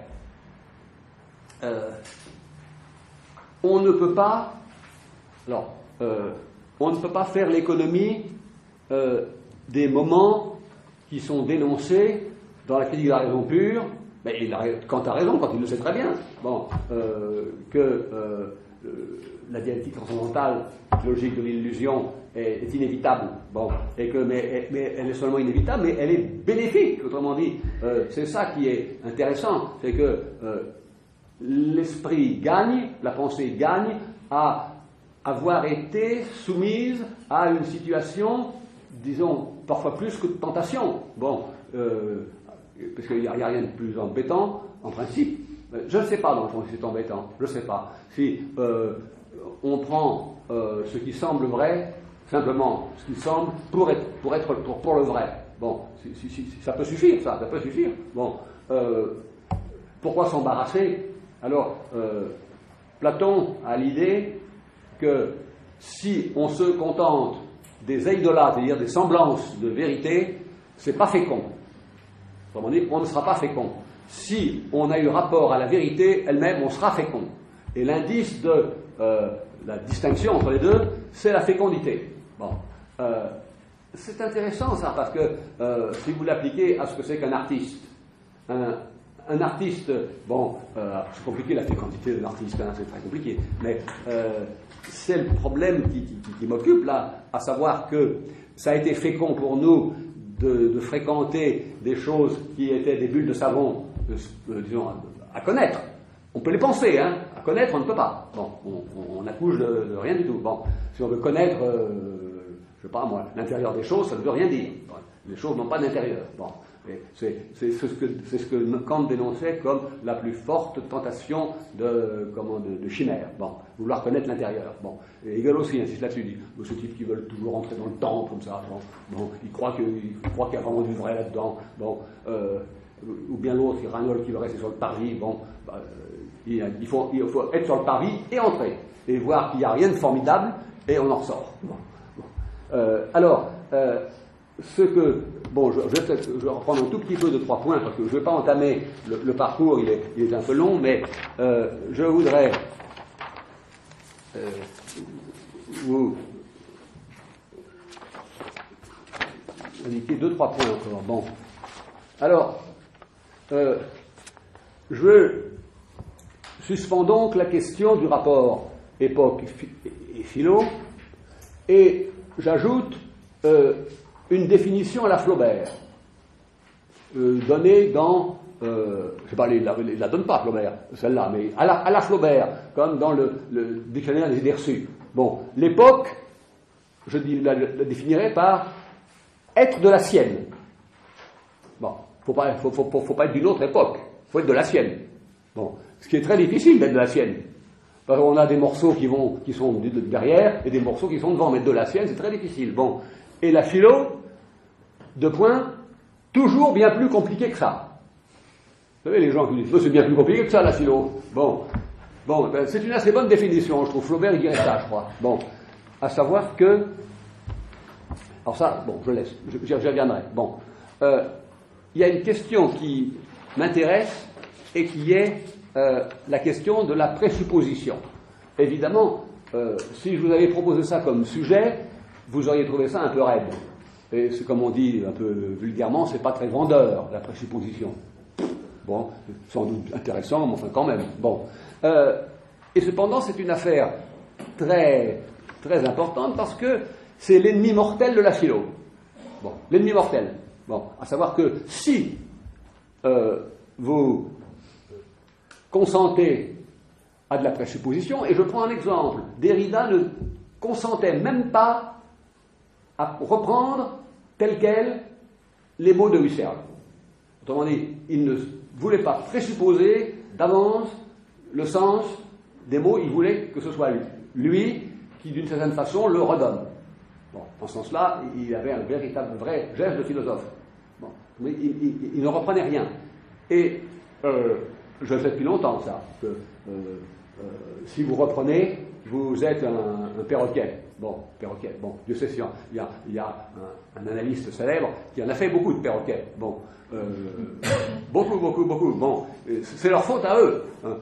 C'est sa faute à lui, mais c'est leur faute à eux d'avoir repris tel quel les mots. Bon, mais on se demande comment c'est possible. On se demande. Bon, chacun d'entre nous ici connaît des analystes lacaniens. Il ne peut pas ne pas être effrayé de la façon dont tout est présupposé.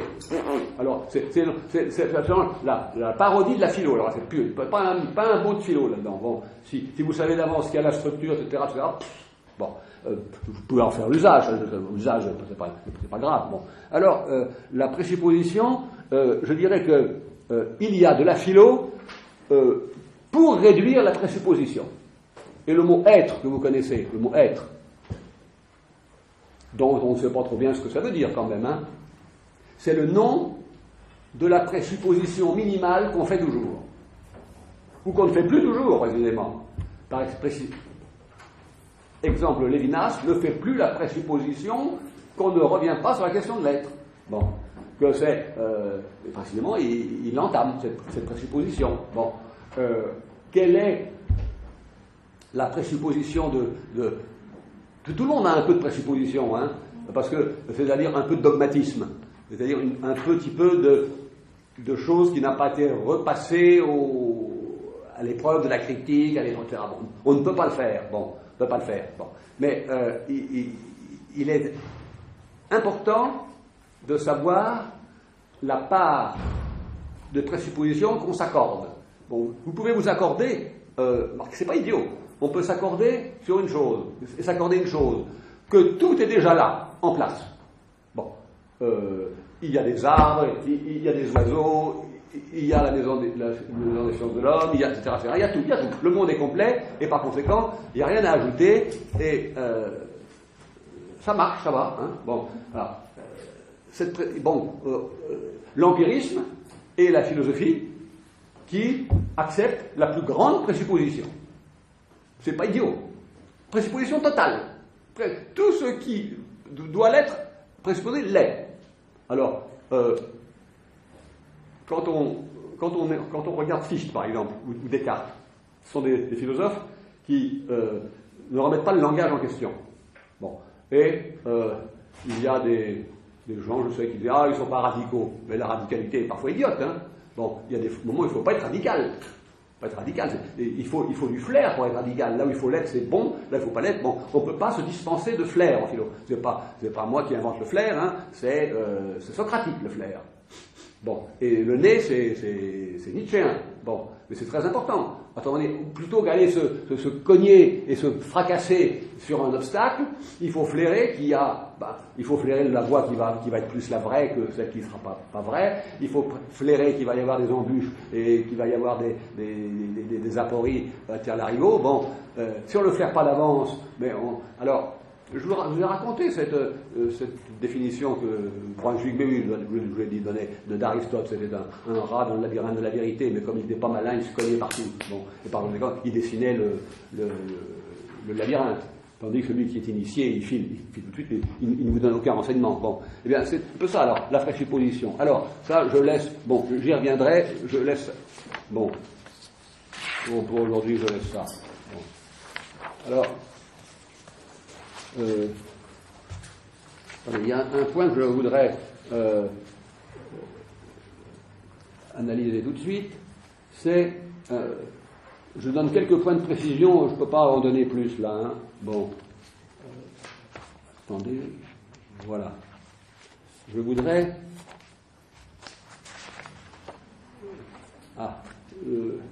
donner quelques indications sur les traits qui caractérisent un exercice.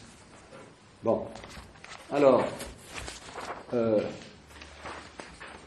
qui fait un exercice, c'est la répétition, la régularité, l'endurance, une effectuation à moitié. Qu'est-ce que ça veut dire à moitié? C'est-à-dire qu'elle n'a pas vraiment lieu. Il y a du gain, mais qui ne figure pas comme résultat. Ils font un maître qui vous initie à l'exercice, un maître ou un simili, hein, bon. Il y a une certaine ascèse, il faut un régime. Et c'est vrai de la philo, hein, c'est une diète philosophique, il faut une ascèse. Bon. Si vous, dans tous les métiers, je pensais évidemment aux exercices spirituels de Saint Ignace. Bon. On apprend à prier. Par exemple, il préconise pour le jeune jésuite que quand il prie, on est au XVIe siècle, hein, donc on est hostile aux positions réformées, bon, surtout chez les jésuites, bon, et par conséquent, on a un certain goût pour la figuration. Bon, vous voyez bien les églises italiennes du XVIIe, il y a du visible, beaucoup, hein, bon, et prier et associé à ce que Ignace appelle la composition du lieu. C'est-à-dire que quand vous priez et que vous avez, je sais pas moi, un passage de l'Écriture ou de l'Évangile sur la mort du Christ, etc., bon, eh bien, forgez-vous en imagination et donnez-vous l'imagination du mont des Oliviers et du Christ comment c'est, je ne rappelle plus le nom de l'endroit, bon, où c'est ce jardin des Oliviers, je ne sais plus, tu sais. Bon. Oh là là, tout ça c'est. Aïe aïe aïe, oui. Pardon? Ah non. Gethsémani. Voilà. Un reste, tu vois, de. Golgotha, Golgotha, c'est là-haut le Golgotha. Non, c'est Gethsémani, là où il a une sueur de sang. Bon. Eh bien, le jeune jésuite est invité à se figurer à partir de ses propres ressources imaginatives, la scène, bon, etc., etc. Bon, donc l'exercice, c'est une préparation à, évidemment. Bon, alors ensuite, donc c'est très la répétition, la régularité, l'endurance, la semi-effectuation, le gain qui n'est pas un résultat. La conduite sous un mètre, l'ascèse, plus l'effacement du total, tout ça, si vous le prenez en compte, ça vous permet de fabriquer chaque fois des entités qui seront des philosophèmes et des affaires et des objets de métaphysique. Bon. Par exemple, la répétition et la régularité, ça vous donnera des lumières sur le temps. Bon. L'endurance, ça vous donnera des lumières sur ce que c'est qu'une résistance et ce que c'est que la souplesse. Bon. Le propre de l'exercice, c'est d'assouplir, hein.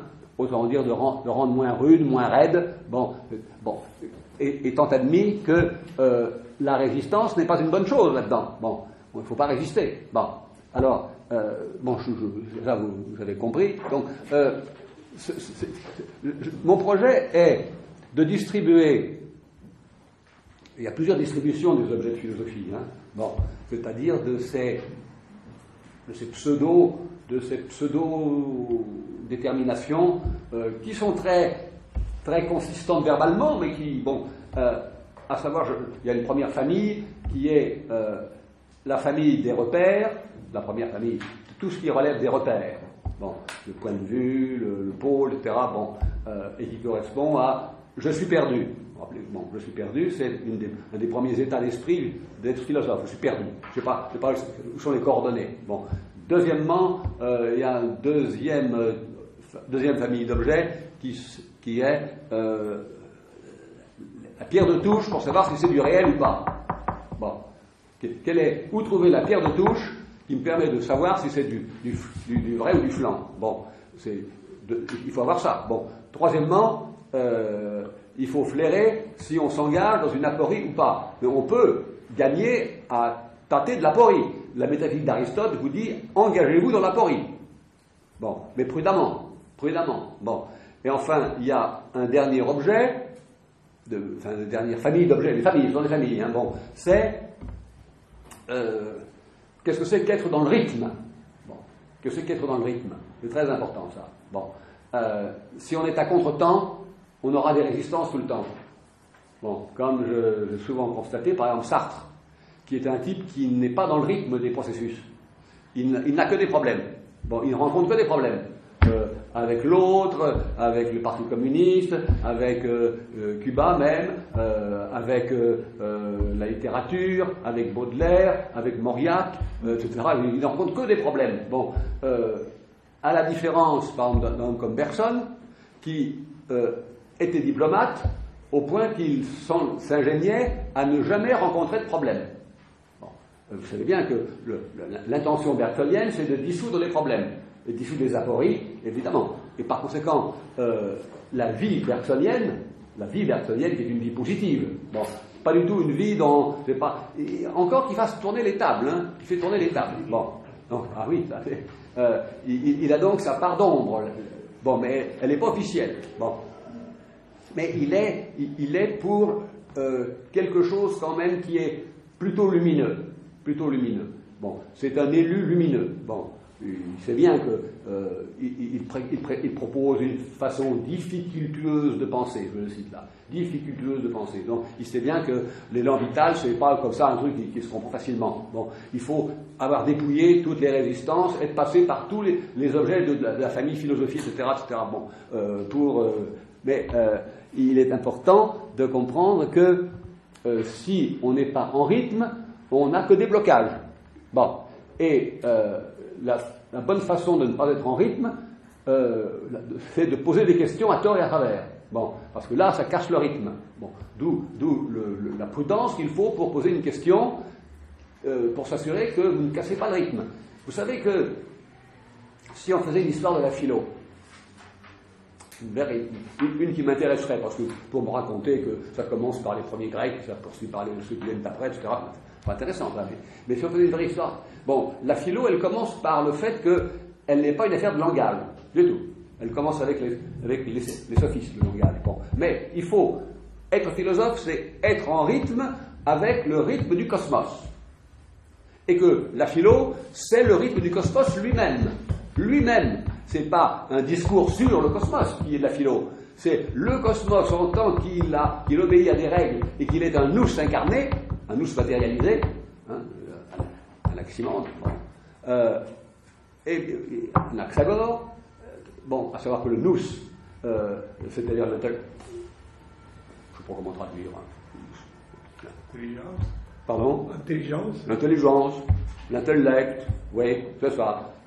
Ouais, ce qui met de l'ordre, hein, je sais pas, tout ça, bon, ce qui éclaire, oui, tout ça, oui, c'est. Bon, je sais que certains ont glosé nous sur nostos. Ce qui fait le tour et qui revient. Qu'est-ce que tu en penses? Bon. Je crois que Chantraine en parle. Oui, bon, on va que je regarde. Oui.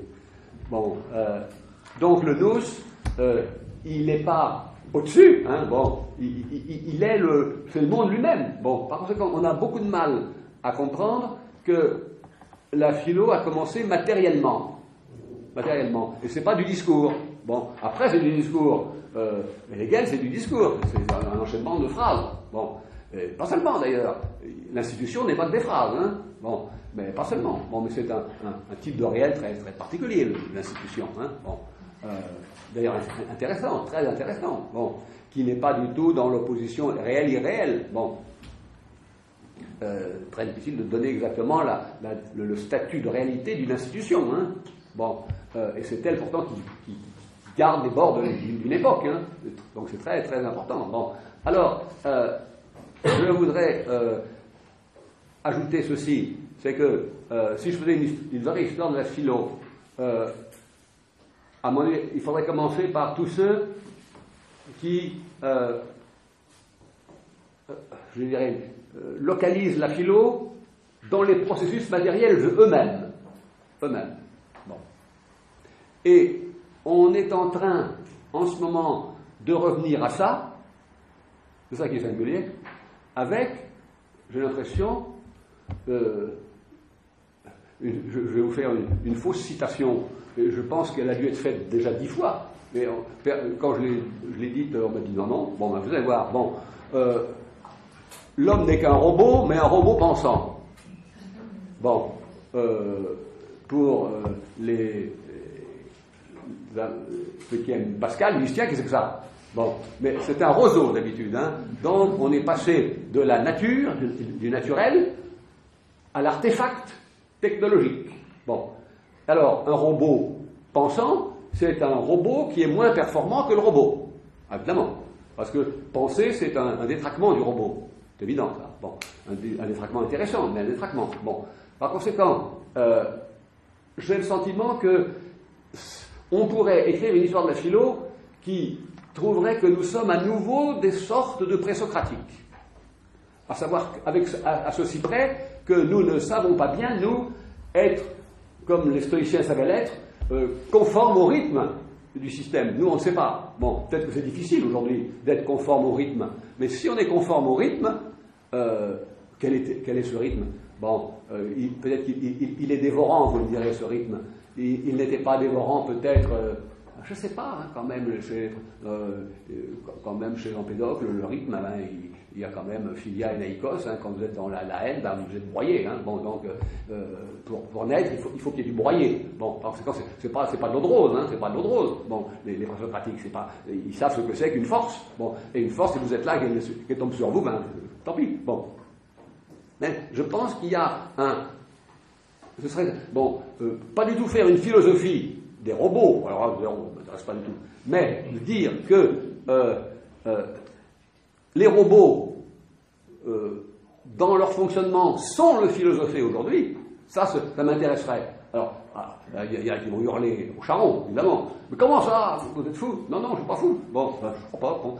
À savoir qu'il y a quelque chose qui répond à ce que c'est que, je dirais, la réalisation du philosophé dans du matériel, sur un support. Alors, le cosmos était le support et en même temps le rythme. Bon, et bien de la même façon, sans doute que les robots sont en même temps le support et la performance. Bon, je ne connais rien sur les robots, c'est évident, je ne connais rien. Mais je pense, à condition, non pas du tout, de se faire une philosophie des robots, ça, c'est la paraphilosophie, typique. Une philosophie des robots. Bon, on peut dire des tas de choses, que l'homme ne sera jamais dépassé, etc. J'en sais rien, ça. Bon, j'en sais rien. Bon, alors, si vous voulez, ce que je voudrais faire la semaine prochaine, c'est un petit peu envisager, je vais m'arrêter parce que je peux entamer quelque chose, simplement, ce que je voudrais faire la semaine prochaine, c'est un certain nombre de composantes que je n'ai pas dites là, et qui vous permettront de comprendre quel est le mouvement. Car la seule chose qui m'importe, c'est que vous aperceviez que tout ça, c'est un type de mouvement. Bon, c'est pas un cercle, pas du tout. C'est pas non plus un zigzag, comme chez Husserl. Husserl pratique le zigzag, il a raison. Quand il y a une difficulté, il va de côté. Bon, il a raison. Bon, Aristote aussi fait du zigzag. Bon, Platon c'est du théâtre, théâtralité. Bon, c'est du théâtre. Hein. Le philosophe de Platon c'est du théâtre. Bon, il y a un fond de scène. C'est pas très gai le fond de scène d'ailleurs. C'est les enfers, etc. Bon, et puis alors. Ce que je préconise, et donc c'est toujours mon problème utopique, hein, je dessine quelque chose, je dessine un mouvement qui amorce, interrompt, j'amorce le rapport philo-époque, j'interromps, je rentre dans l'époque, je suis totalement intérieur à l'époque, et dans le fond, on peut très bien y vivre sans faire de philo, hein, ça, pas la peine de demander à tout le monde de faire de la philo, pas la peine. Bon, alors vous allez me dire, mais on fait celui qui veut en faire, c'est tout. Bon, mais je ne vois pas pourquoi. Bon, au sens technique, hein, je parle au sens technique, je ne parle pas au sens d'apprendre à peu près savoir argumenter. C'est autre chose, mais c'est pas ça pour moi la philo. Bon, la philo, c'est précisément un certain type d'expérience et de vie qui passe par des hauts et des bas. Bon. Ces hauts et ces bas, les bas sont indispensables d'ailleurs. Bon, à savoir que vous avez interrompu un rapport, vous êtes donc un peu claudiquant quand on interrompt un rapport, hein. Bon, parce que vous risquiez de devoir être conjointement sur du temporel, à savoir l'époque, et de l'éternel, les objets de la philo. Là. Bon, c'est pas non plus très, très agréable d'être comme ça. Hein. Bon, alors, mais quand même, quand on est dans l'époque là. On a le sentiment, il faut une profonde, comment je dirais, amnésie pour ne pas se rappeler du temps où il y avait de la philo. Donc, il y a une chose importante, c'est qu'il y a un passage par lequel on consent à abandonner jusqu'au souvenir de la philo. Bon. Et dans l'époque, eh bien, il faut être d'abord un homme d'affaires avisé. Si on est un homme d'affaires avisé, on a grosso modo pas de problème. À savoir qu'on flaire d'avance, on opère une fusion entre deux grands ensembles, je sais pas, la Bayern, hein, bon, enfin, deux grands ensembles, bon, fusion, à tendance monopolistique, bon, on saupoudre de tas de trucs, et là ce sont des herbicides excellents, très bien, des herbicides partout, bon, qu'est-ce que vous voulez, on peut pas, hein, c'est comme ça, bon, vous allez me dire, on peut pas suivre ce rythme, on peut pas acquiescer à ces rythmes, acquiescer non, mais il faut bien voir que ce rythme, il est plus puissant que nous, bon, alors ça c'est indiscutable, il faut bien isoler le rythme, bon, il est pas seulement le rythme, il n'est pas seulement astrophysique. Bon, il est aussi économico-industriel, politico-industriel. Bon, alors ensuite, quand on a fait un séjour dans l'époque, on est propulsé en dehors. Bon, propulsé en dehors, là on est un peu ivre. Bon, un peu d'ivresse. Bon, parce que on est à la fois avec une espèce de domination, et puis en même temps une sorte de perte de repères, bon, comme les gens ivres. Donc, les grands objets de la métaphysique, ce sont des grandes bornes du champ. Hein. Bon. Alors, cette borne, au moins, elle vous évite de tomber. Ensuite, vous allez recommencer, avec votre virus de philo, à pratiquer l'ultra-philo. Et vous allez vous orienter vers ce que c'est que l'ésotérique, c'est-à-dire le défilé par lequel il faut passer en perdant toute singularité, toute propriété. C'est exactement l'initiation qui est, par exemple, dans la flûte enchantée, si vous voulez, au moment d'initiation, vous perdez vos propriétés. Bon, ça, c'est l'homme sans qualité, c'est l'homme sans propriété, et c'était un titre formidable, ça, formidable. C'est-à-dire qu'il est vrai que aussi bien Musil que Wittgenstein que Valéry, ce sont des n'importe qui. Ils se présentent comme des n'importe qui remarquables. Bon, débrouillez-vous.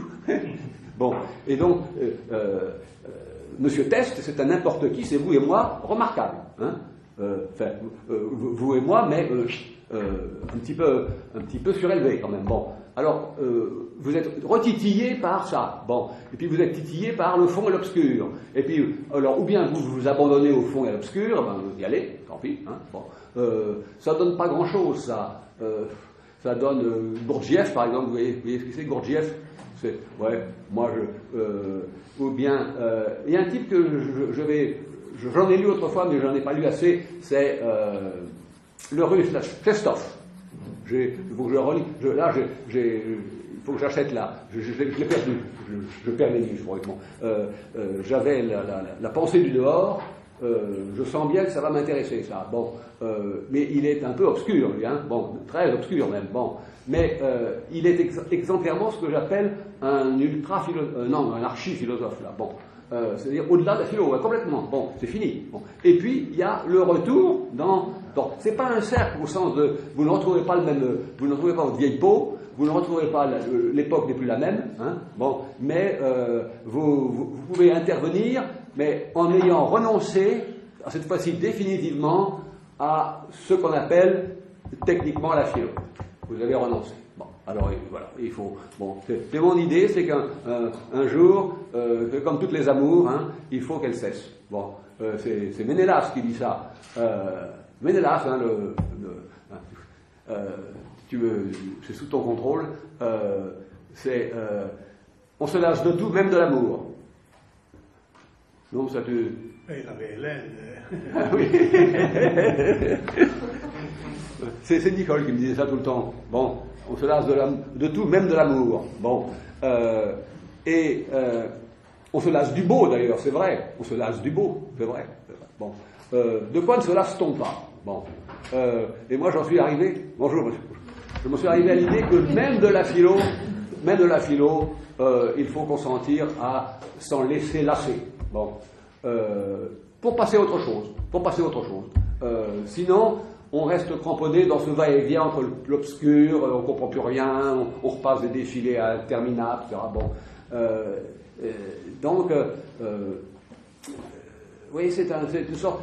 Il faut savoir faire ses adieux à la philo. Il faut savoir les faire. Bon, ça, j'en ai la conviction profonde, avant que ce soit elle qui les fasse. Hein. Bon, voilà. Donc la semaine prochaine, encore une séance complète, hein, où je reprendrai des choses que je n'ai pas dites aujourd'hui.